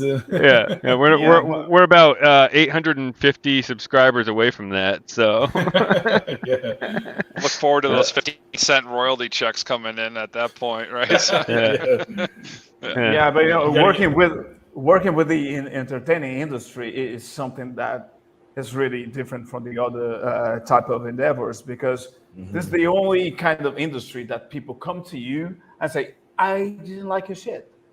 You don't do that to a banker or in a supermarket, to an accountant. All right, I didn't like that. I did that shit. I won't take that shit. You don't do that, right. An architect or anybody. But we are exposed to that kind of treatment. It's not fair. Yeah, it is. It's kind of funny. Like, you're asking for it, like getting into writing or art or anything like that. It's like, it's a part of the job, and it's, you know what I mean? I mean, there's still people that critique like friggin' Van Gogh. They're like, oh, what the hell is Starry Night, man? I don't even give a shit about that. Like, you know what I mean? Like, it's always, and 9 times out of 10, it's somebody that doesn't do art. You know what I mean? Like, people that are like artists and stuff, they're a little more sensitive to that stuff because they appreciate it for what it is and they can see it a different. Like when I've loved music my whole life. I've always had music playing in the background. And then when I was in the military, I started playing music. Like I started playing like guitar and bongos, and eventually I got like a piano and a drums. And once I started playing those things, I started hearing the music very differently, and I started pointing out like, man, that's a splash cymbal. That's a, bell cymbal. This is what he's doing, and you can see it differently. Same thing with art. Like when you're an artist and you go to a gallery, man, I can see what they did with their paintbrush there, or wow, I really like how they added that, depth with their pen, and you see it differently.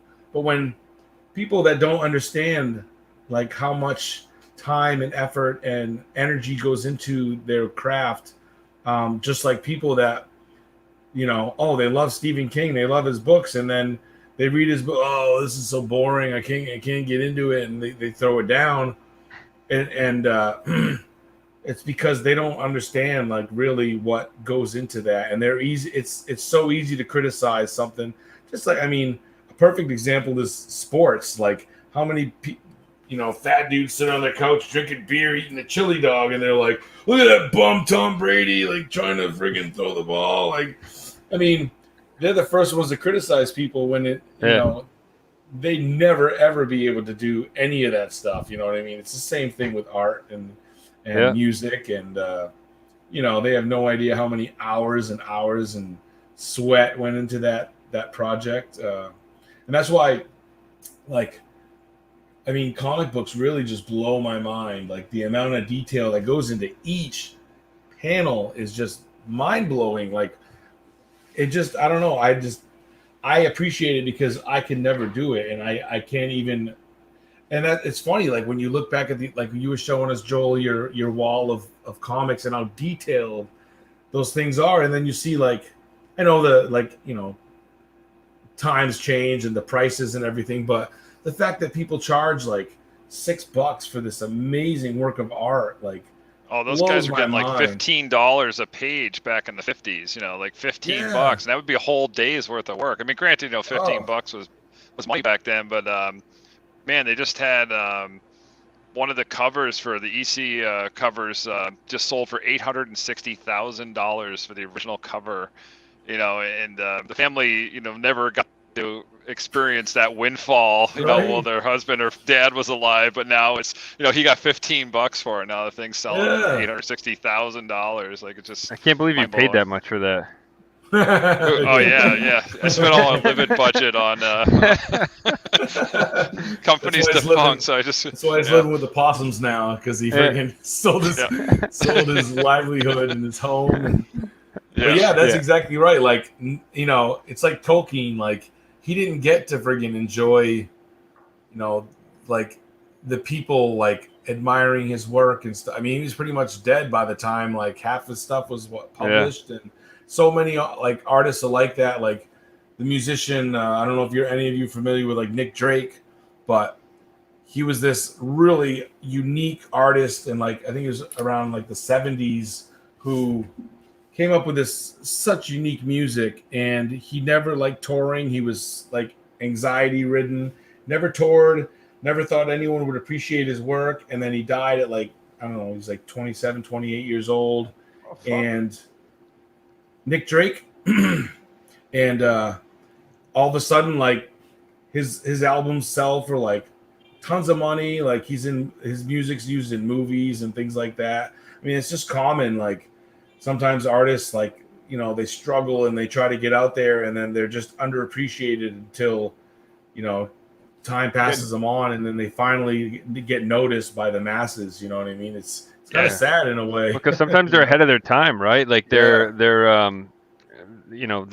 people aren't ready for that sort of thing, and then once it gets to that point, it's like, wow, this guy Van did Gogh this. said that. Yeah. Van Gogh said, he goes, maybe I'm painting paintings for people that aren't born yet. Yeah, right? Which is true. They didn't understand him at that time, but he's like, maybe I'm just doing something new.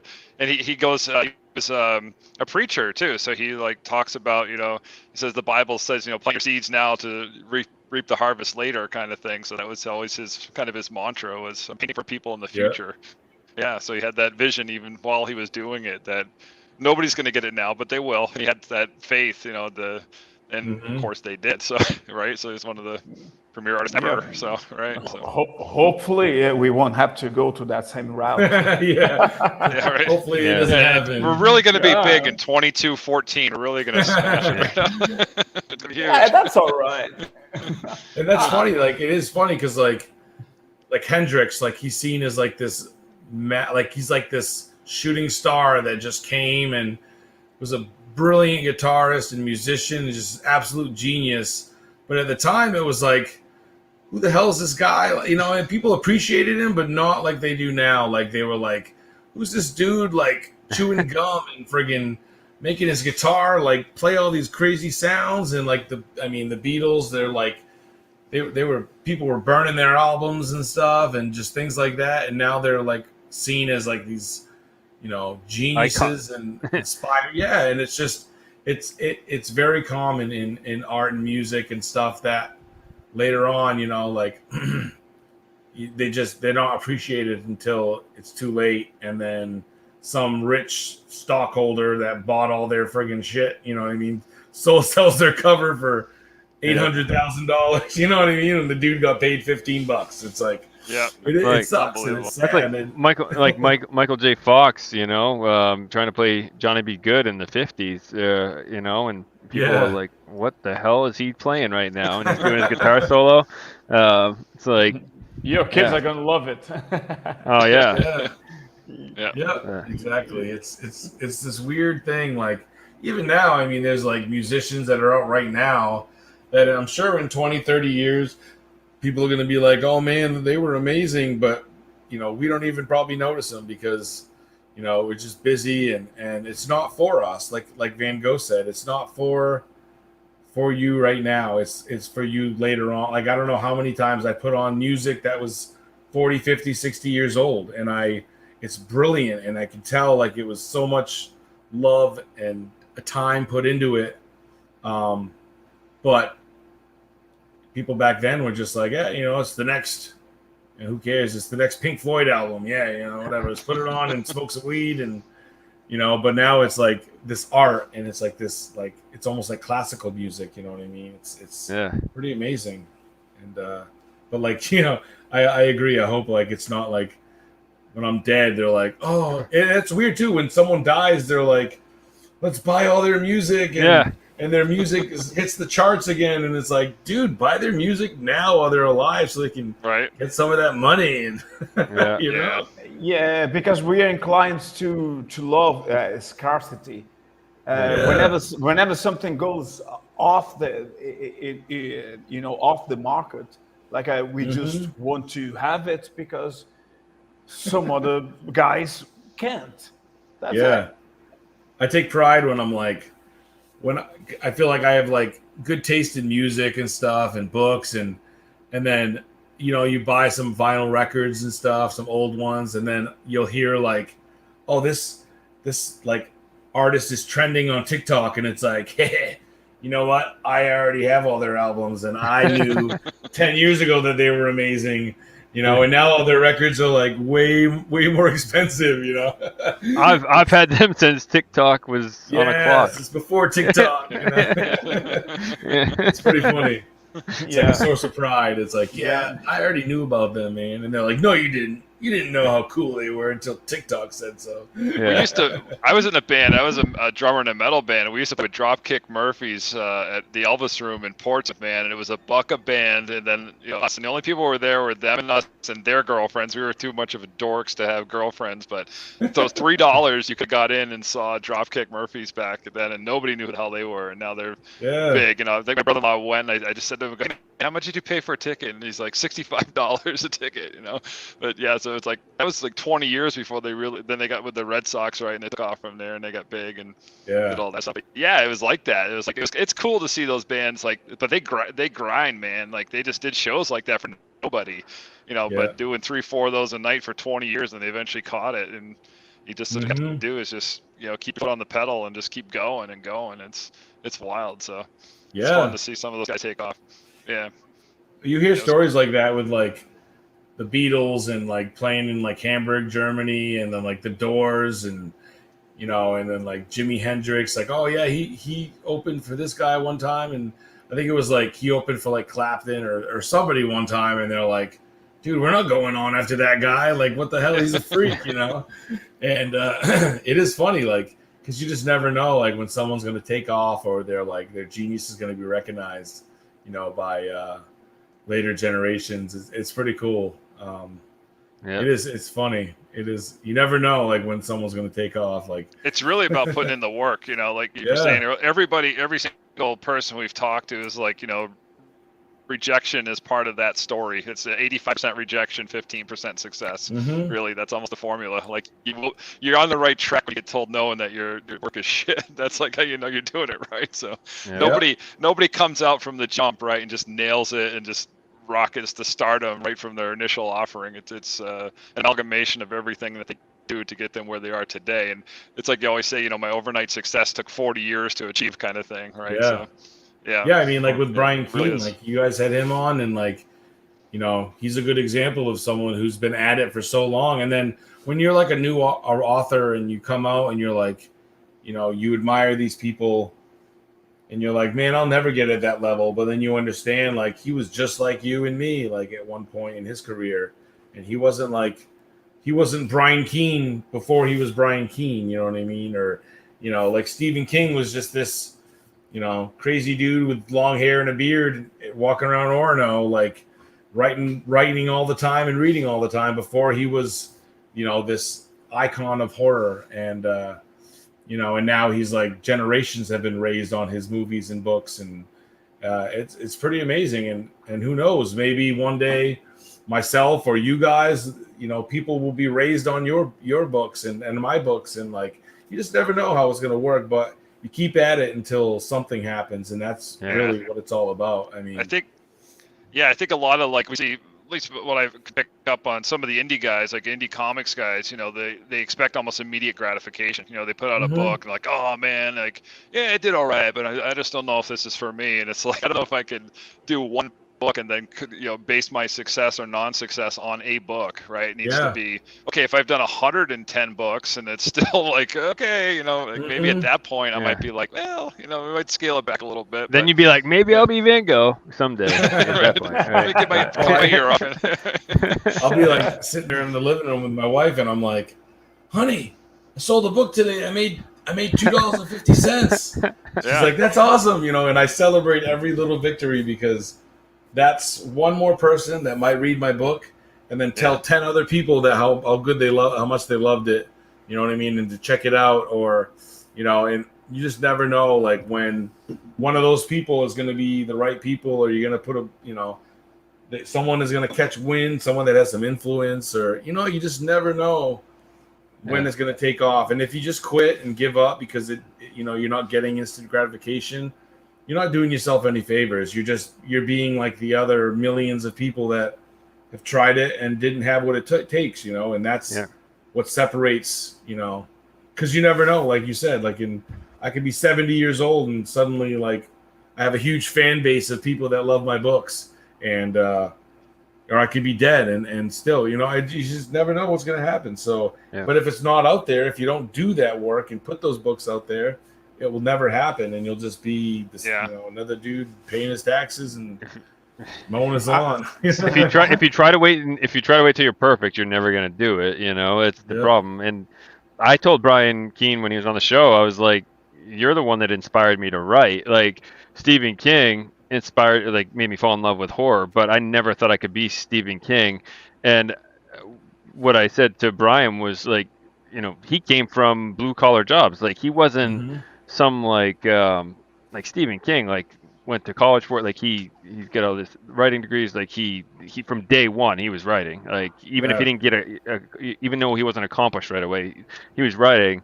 Brian Keane, while he was probably writing on his free time, but he was like doing a factory job, and he wrote The Rising when he was doing that, and I remember reading The Rising and loving it, and then read a few of his other books, and then I read his backstory, and I'm like, holy shit! Like, Yeah. if he can come from this and do this, like, why can't I do this? This has been what I've always wanted to do. Why can't I? I didn't go to school for it.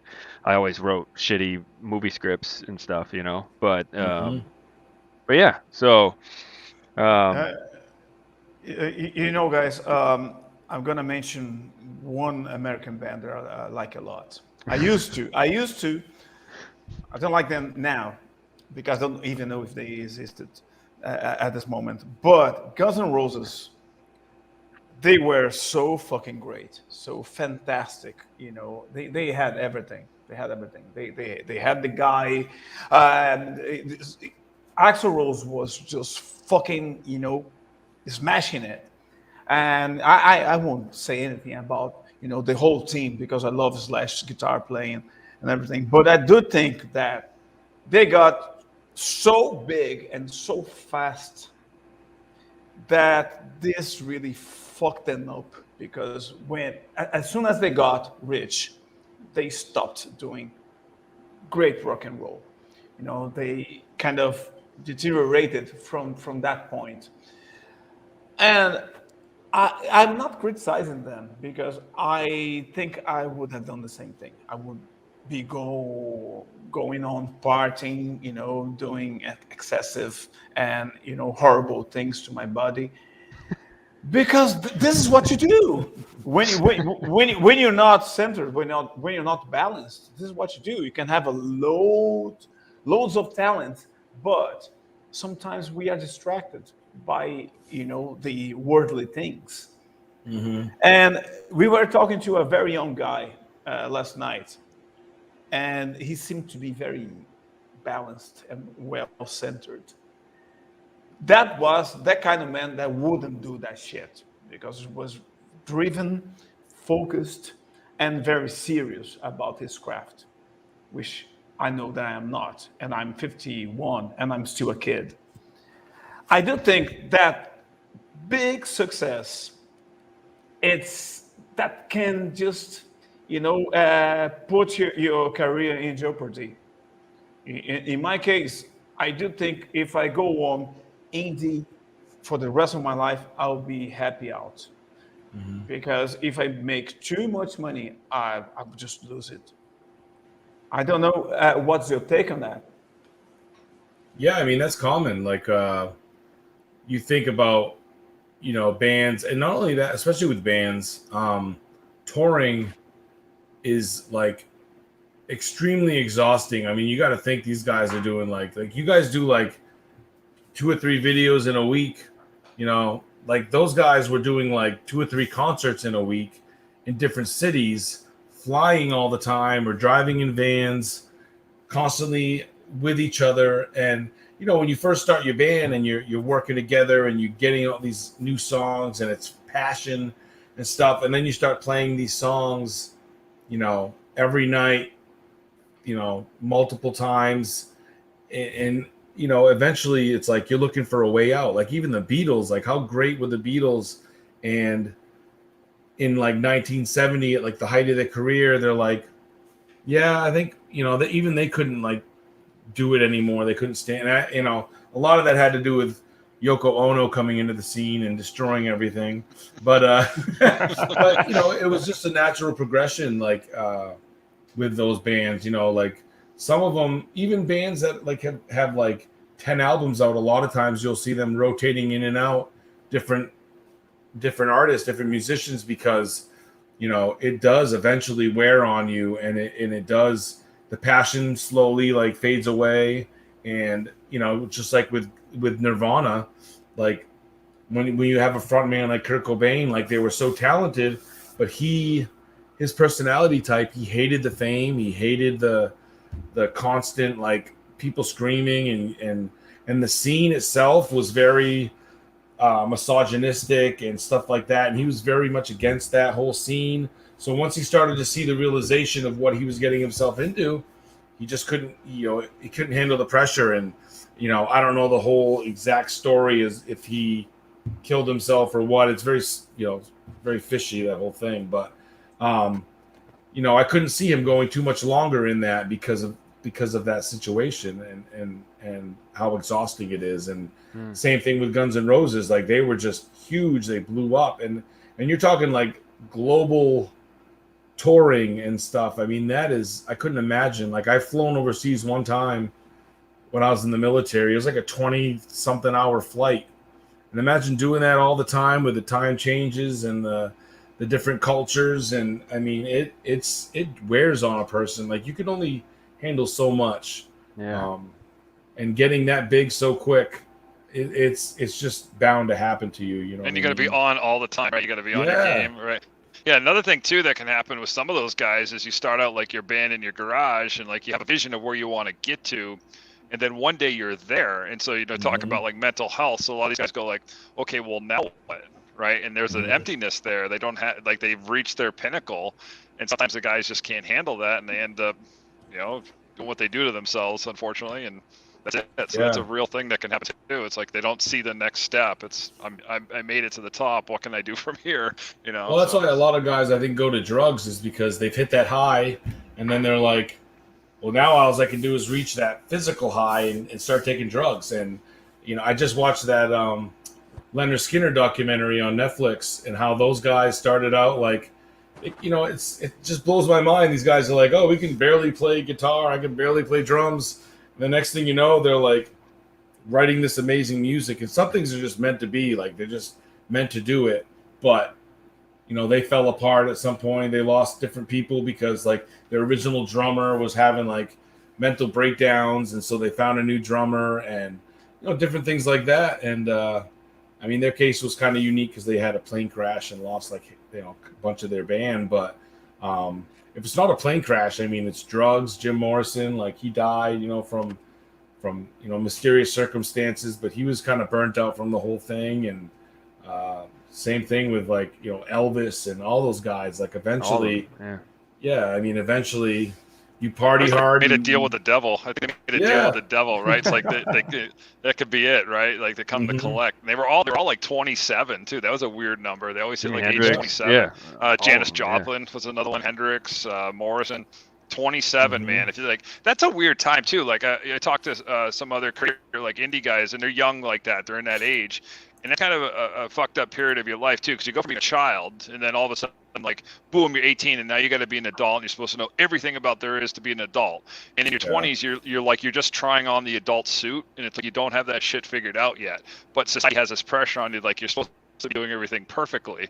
It's like, I don't feel like I really got my shit together until I was about 40, like, so, it must be a tremendous pressure. And then you have all these social constructs, and like, oh, you're supposed to be successful, and you're supposed to have all this stuff. You're supposed to have a house now, and you're supposed to be having kids now, and like all these things. And a lot of them feel that like wealth is supposed to come and things like that at that age. And it's not true. I mean, most of the people that are wealthy are older because they've had time to accumulate, pay off all that shit, invest money, things like that. It's the 50, 60 plus. Those are the people.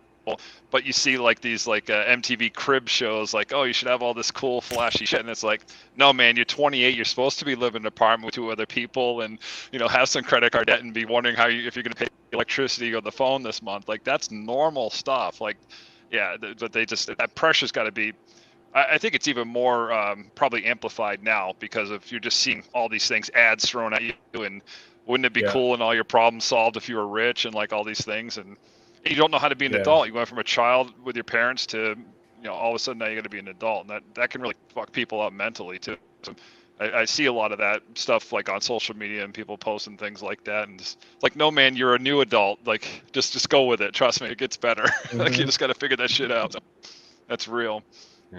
Yeah.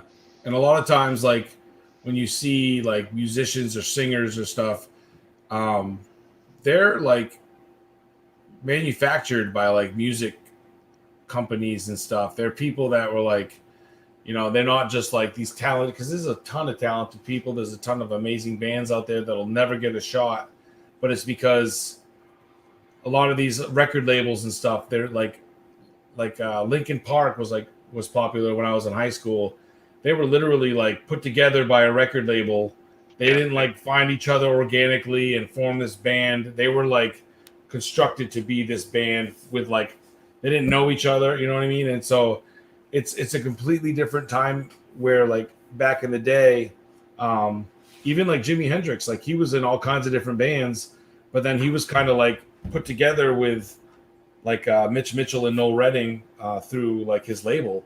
And and it's weird because a lot of people think, oh, my band's gonna make it and we just got to get out there, and they'll play in the same bar for like 30 years and never get picked up, and it's disappointing to them. But it's because what we're seeing like in the media and all that stuff isn't really real life. It's like, and you get let down when you're like 25 and you don't own a mansion, and it's like that is the norm. Most people are working day to day, paycheck to paycheck.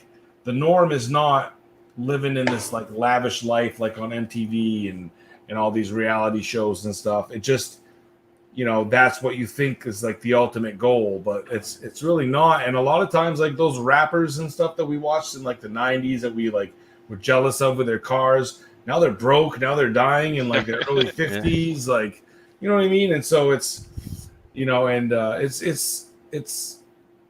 it's a wake-up call, and that is a tough age because like you're just finally getting into like you've had a job for a while or you finished school and you think things are supposed to start kicking off now, and once you can get past that and you get to like your mid-30s and early 40s, it's like you start to get comfortable with where you're at and real life, and you can appreciate life more. But there is a hard transition from that, that expectation of you got to do something quick and you got to figure out your life, when most of us are just working jobs and most of us are just living lives and we're not rich. And it's a very, very small percentage of people that can be like successful necessarily, and that's why we're doing what we're doing now. Like we're taking chances. You guys are doing your books and your comic books, and I'm writing books, and I'm trying to try something different because that's what my heart tells me to do. That's where I'm driven to do. And if nothing comes out of it, at least I tried. At least we put in the effort to try it. And, like you said, maybe we could be Van Gogh, and in 100 years, people will appreciate us. Yeah. Our great grandkids can reap the benefits. Well, yeah, but you self-published your first two books.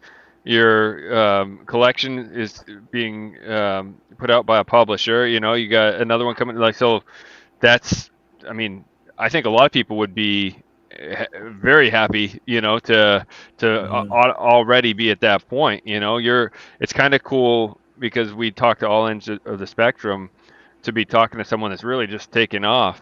So I think that that's pretty inspiring to a lot of people, when you sure talk it to is, yeah.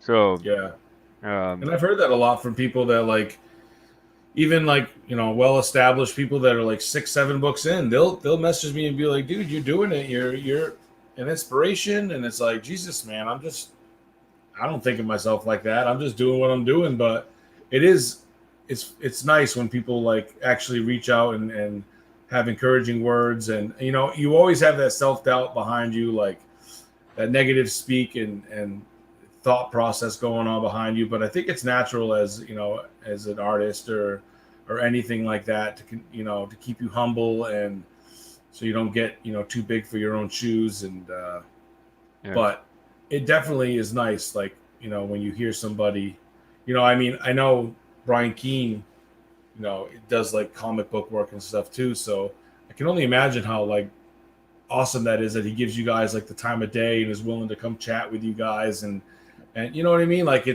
we're all people, we're all just friggin' doing our thing, and when people give you a chance, that's another step. Like you never know what doors are going to be opened, when you take a chance and do something like that. But if you're skittish and you're afraid to ask somebody because you think they're too big for you or something, you're going to miss a lot of opportunities. So I asked Brian Keene because he was one of my top favorite horror authors. I'm like, hey, like I said, he inspired me to write. I'm like, I'm gonna ask him. I follow him on Twitter. He's commented on some of my tweets and liked my tweets and stuff, and so I was just like, screw it, why not? And he was one of the first people that we booked it was a couple months. Like he booked for like almost 2 months out. But yeah, I would, like you said, you never know until you ask. And Yep. The worst they can say is no. We already had Yeah. that, so it's all or right. they can ghost you. I mean, there's people that just don't even respond. But whatever, it's I get it. okay. You know, they're It's a busy. no. Yeah, it's a no. It's a no. And Yeah, but it's all right. one thing I found in the horror community is that the majority of the horror authors, that at least the ones that I admire and reach out to, have almost always said yes to come on our show. And Yeah. I'm like, wow, like Chismar's coming on next month, and I'm like, wow. I mean, I didn't. He's a New York bestseller, New York Times bestseller, and his book's huge right now. I'm like, he's probably so burned out with press and all this and that, and he's like, yeah, I'll come. I'm like, seriously? Dude, Sweet. he's one of the most like down to earth. He's actually like the guy that really just like I love Stephen King and reading his stuff and everything, and but when I went and saw him in person at a book signing in Bangor's, a little intimate venue, that really set me off and really triggered my my thought process to give it a try. And I actually when he was we had talked about this, but with his newest book, Chasing the Boogeyman, they were asking for any volunteers who wanted to like help promote his book. Like they call it the street team. So it was pretty much me and like two other people. There was a whole team of like 6 or 7, but all those other people kind of just disappeared. And so we were reaching out to podcasts and different things like that to see if they'd want to have him on the show. And I stuck with it till the very end. And, we ended up getting like a paperback copy, like an ARC. And I also bought a hardcover. But if you look in the back of the book, he actually thanks his street team for helping promote the book and stuff. So like, I was on that street team. So now I'm in the back of a Richard Chismar book. Even if it's not my name, I know that was me doing that. That's cool. It may open doors for me later on one day. And, someday I may, get a book with Cemetery Dance, which is like, would be a dream come true. That's the dream right there. Yeah, for horror. You just never know. Like, you keep putting yourself out there. People recognize your name. Like today, I posted I'm friends with Richard on Facebook, and I posted my release date for the thing. I had to do it twice because the first time it was a GIF and it didn't like animate properly. So I did the video. Technology. Yeah. Yeah.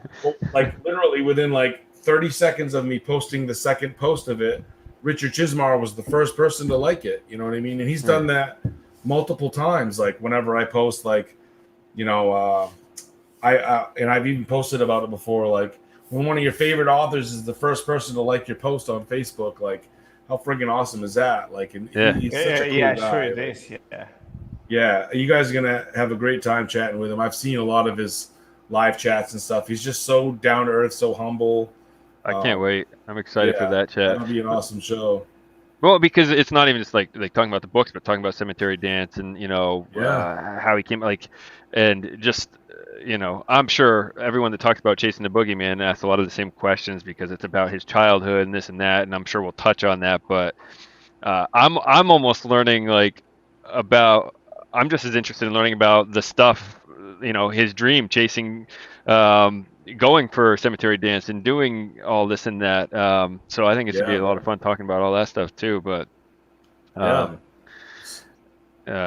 yeah. Anyways, that was a tangent to say, just saying like all these horror authors have been so like awesome to agree to come on, yourself included. Like it's just I feel like we've been pretty humbled with the awesome guests we've had come on, and some of my favorite conversations have been with horror authors, and I feel like some of those shows I kind of hijack a little bit because I'm just like so zoned in and just want to talk. Like I feel like it's like a one-on-one. And no, it isn't. No, you're right. Well, when you said you were having on like Brian Keene and you were like Ronald Malfi, and I'm like, and you want to have me on your show? Like, do you know who I am? Like, I'm like a nobody from Maine. Like, and it was like, it's really nice. It's because I'm always open like to doing stuff like this, and whenever like, I'm a nobody, and when people like, hey, I know you're really busy, but if you'd like to come on my Stop YouTube that. channel, I'm like,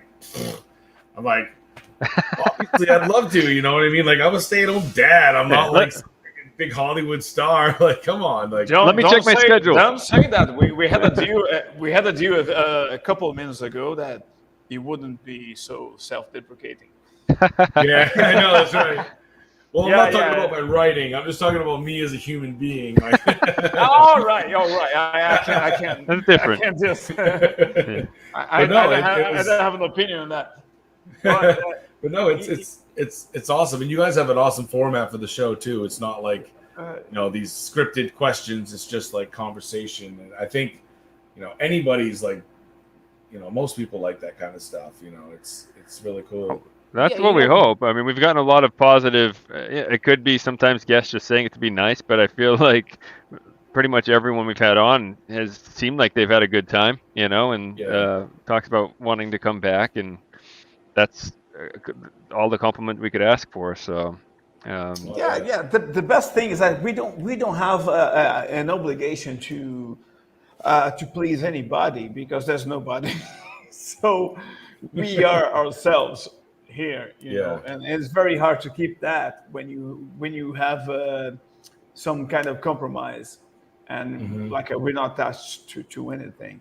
So the format is free and is real as it is, because like when we shoot this off, we are the same people, like we're not pretending to be cool or anything. Like sometimes we are silly, sometimes we talk shit. I do. And like we don't mind. It's all right. It's okay. Yeah. Like I'm the same way. As long as you can take that, it's all right. And the good thing is that every guest we have here, I do learn something, and I'm learning with you as I have learned with all of them, because everybody has his own way to view things. And when people are comfortable, they can share that with us. And this is great, because like there's not a fucking fantastic big audience that you want to sell your work, to, because that could make us behave completely different. Like when you all right, there are 2 million people watching to me now. I would be somebody else, because I want to use that kind of audience, maybe to sell, maybe to make myself look good. But when we are here talking, I know that this is something that is very hard to accomplish, which is a great conversation with no strings attached, because we just want to exchange ideas and learn from each other. Basically, that's the way I see it. Yeah. It is nice. Like I was putting out like a couple of months ago, like, if anyone wants to have me on their podcast or something, I'm going to promote my collection, but 97.9% of the conversations I have are just like, talking like conversation. It's not actually promoting my collection. It's mostly just letting people get to know me more. You know what I mean? And it's sometimes that's a good selling point. Like when people hear your story and they hear about your stuff, it gets them excited to want to read your stuff. You know what I mean? Instead of, me just talking about my collection and boasting about, all this stuff. I know, like when I hear, like I said, when I read someone's books or I'm going to check out someone's books, I like to listen to interviews and hear about their life stories and things like that, because I don't know, it makes me more excited to read their work and more open to understanding where they're coming from. And it changes the experience like completely. You know what I mean? And so even with you guys interviewing all these different people, when people pick up your books and they start seeing your comic books around, they're going to be like, oh, do these guys have any other, things going on? And they'll see your YouTube channel and stuff, and they'll start listening to these conversations, and they'll start to see who you are as men, and not just, these guys that pump out these awesome comic books. You know what I mean? And that's something that I think is unique with modern times. Is you don't have to have this.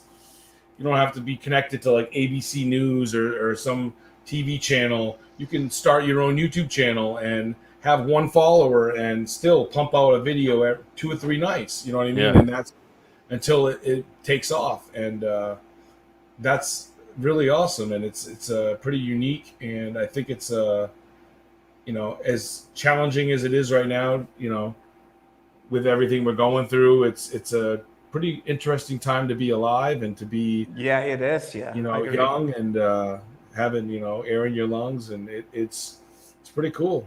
I think it's, imagine if we had like YouTube when, like Clive Barker and Stephen King were just starting out, and you could go back and look at old Stephen King interviews, or, I mean, even like Edgar Allan Poe and H.P. Lovecraft. And wow, I mean, how crazy would that be? Like, or Beethoven, or, I mean, he was like deaf, but that would have been pretty amazing. No, I think it was Mozart. One of them was deaf anyway. I can't remember which one. Oh my God! Now talking about if you had to choose like 3 personalities to have this kind of talk, alive or dead, which ones would you pick? I would have to go with Jimi Hendrix. Was always pretty cool to listen to. I've seen like some interviews with him. I don't know. Geez, that's a good question. I think like one of those old timey writers like Edgar Allan Poe or H.P. Lovecraft would be pretty cool. And I mean, it may get problematic at times, but you know what? It is what it is. And then you got 3. If you get the 4th one, you have to drop one of them. Yeah, no, that's good. Those 3 would be fine. Just because I think it'd be interesting, if nothing else. Yeah, right. That's very cool. That's very cool. Yeah.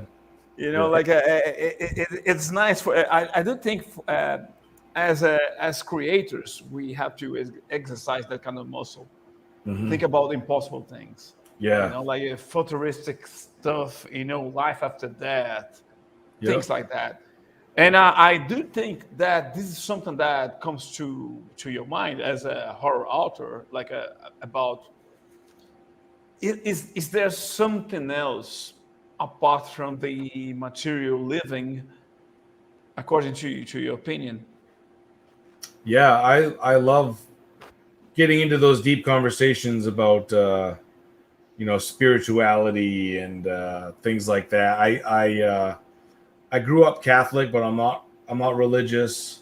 But I've always been attracted to the spiritualistic aspect of life and like the human soul, and because like humans, I know we live on this earth, and they have theories about how we came to be. There's creationism, there's evolution, but we just don't seem to fit into the world. Like we don't seem like a part of the natural process of the planet, say as like, monkeys and birds, and they all have their purpose. They fit into the ecosystem, you know what I mean? But humans just kind of like do their own thing. They take over. We're like one of the only species that, uses these laws of like math and justice and these weird cooking, and it just seems bizarre to me that we're the only species on the planet that, like, you know what I mean? Like it just seems like, okay, yeah, this is what happened, and this is what we're told.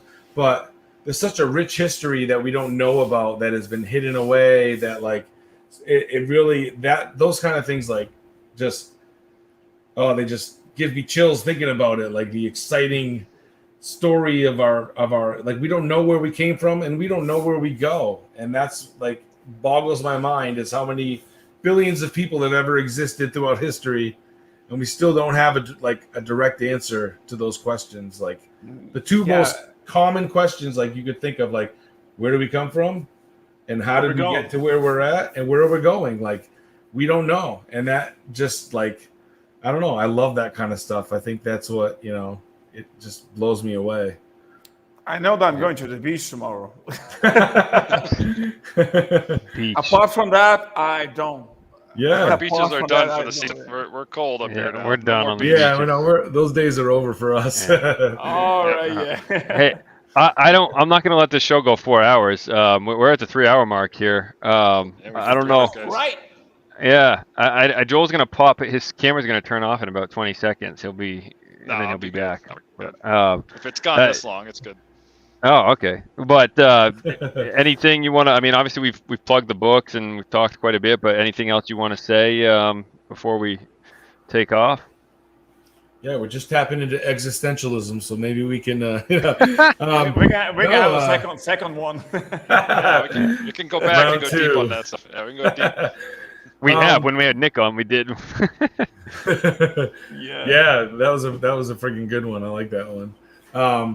No, I kind of like touch on this every time, but I was just a normal guy that I'm kind of like Brian Keene. I come from like I was in the military. I've worked every job from like a janitor to like mowing lawns to driving. Like I didn't come from a I have a degree in mental health, but I'm not like I don't have a creative degree. If you have a dream and you have, you believe in yourself enough, you believe in what you want to do, you got to try it. You got to take a chance. Like if you guys never took a chance on yourselves and your own creativity, you'd never have, your books that you're putting out and your projects. You may have never met each other.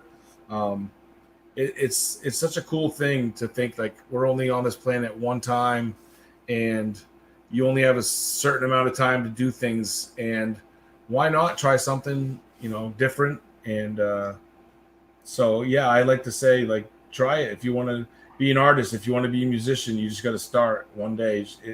Everyone starts with that one morning they wake up and they decide they're going to do something and they just do it. Yeah, and my thing was writing books, and I, have a couple books on the market. If they sound like they're interesting to you, check them out. You may hate them, you may like them, but that's the nature of the beast. Yeah. So. Yeah. Yeah. Well, that was great, Josh. That was Yeah. great. I appreciate your presence here on our show. You're a very nice guy, and like you are the real thing. We can see that you mean what you do, which is great. That's the spirit of this whole thing that we are doing here. Yeah. And we are very fortunate to contact people like like Alan Baxter, Brian Keene, so many people that come here, and like you're making this richer because every creator that comes here adds to it, and we are very happy to have you here. Thank you very much Thank you. for being here. Appreciate that. Yeah, it's great, Josh. Thanks for coming on, and I guess we'll be back next Friday, right? We finally get a little break there, so we got All right, we're gonna have a week.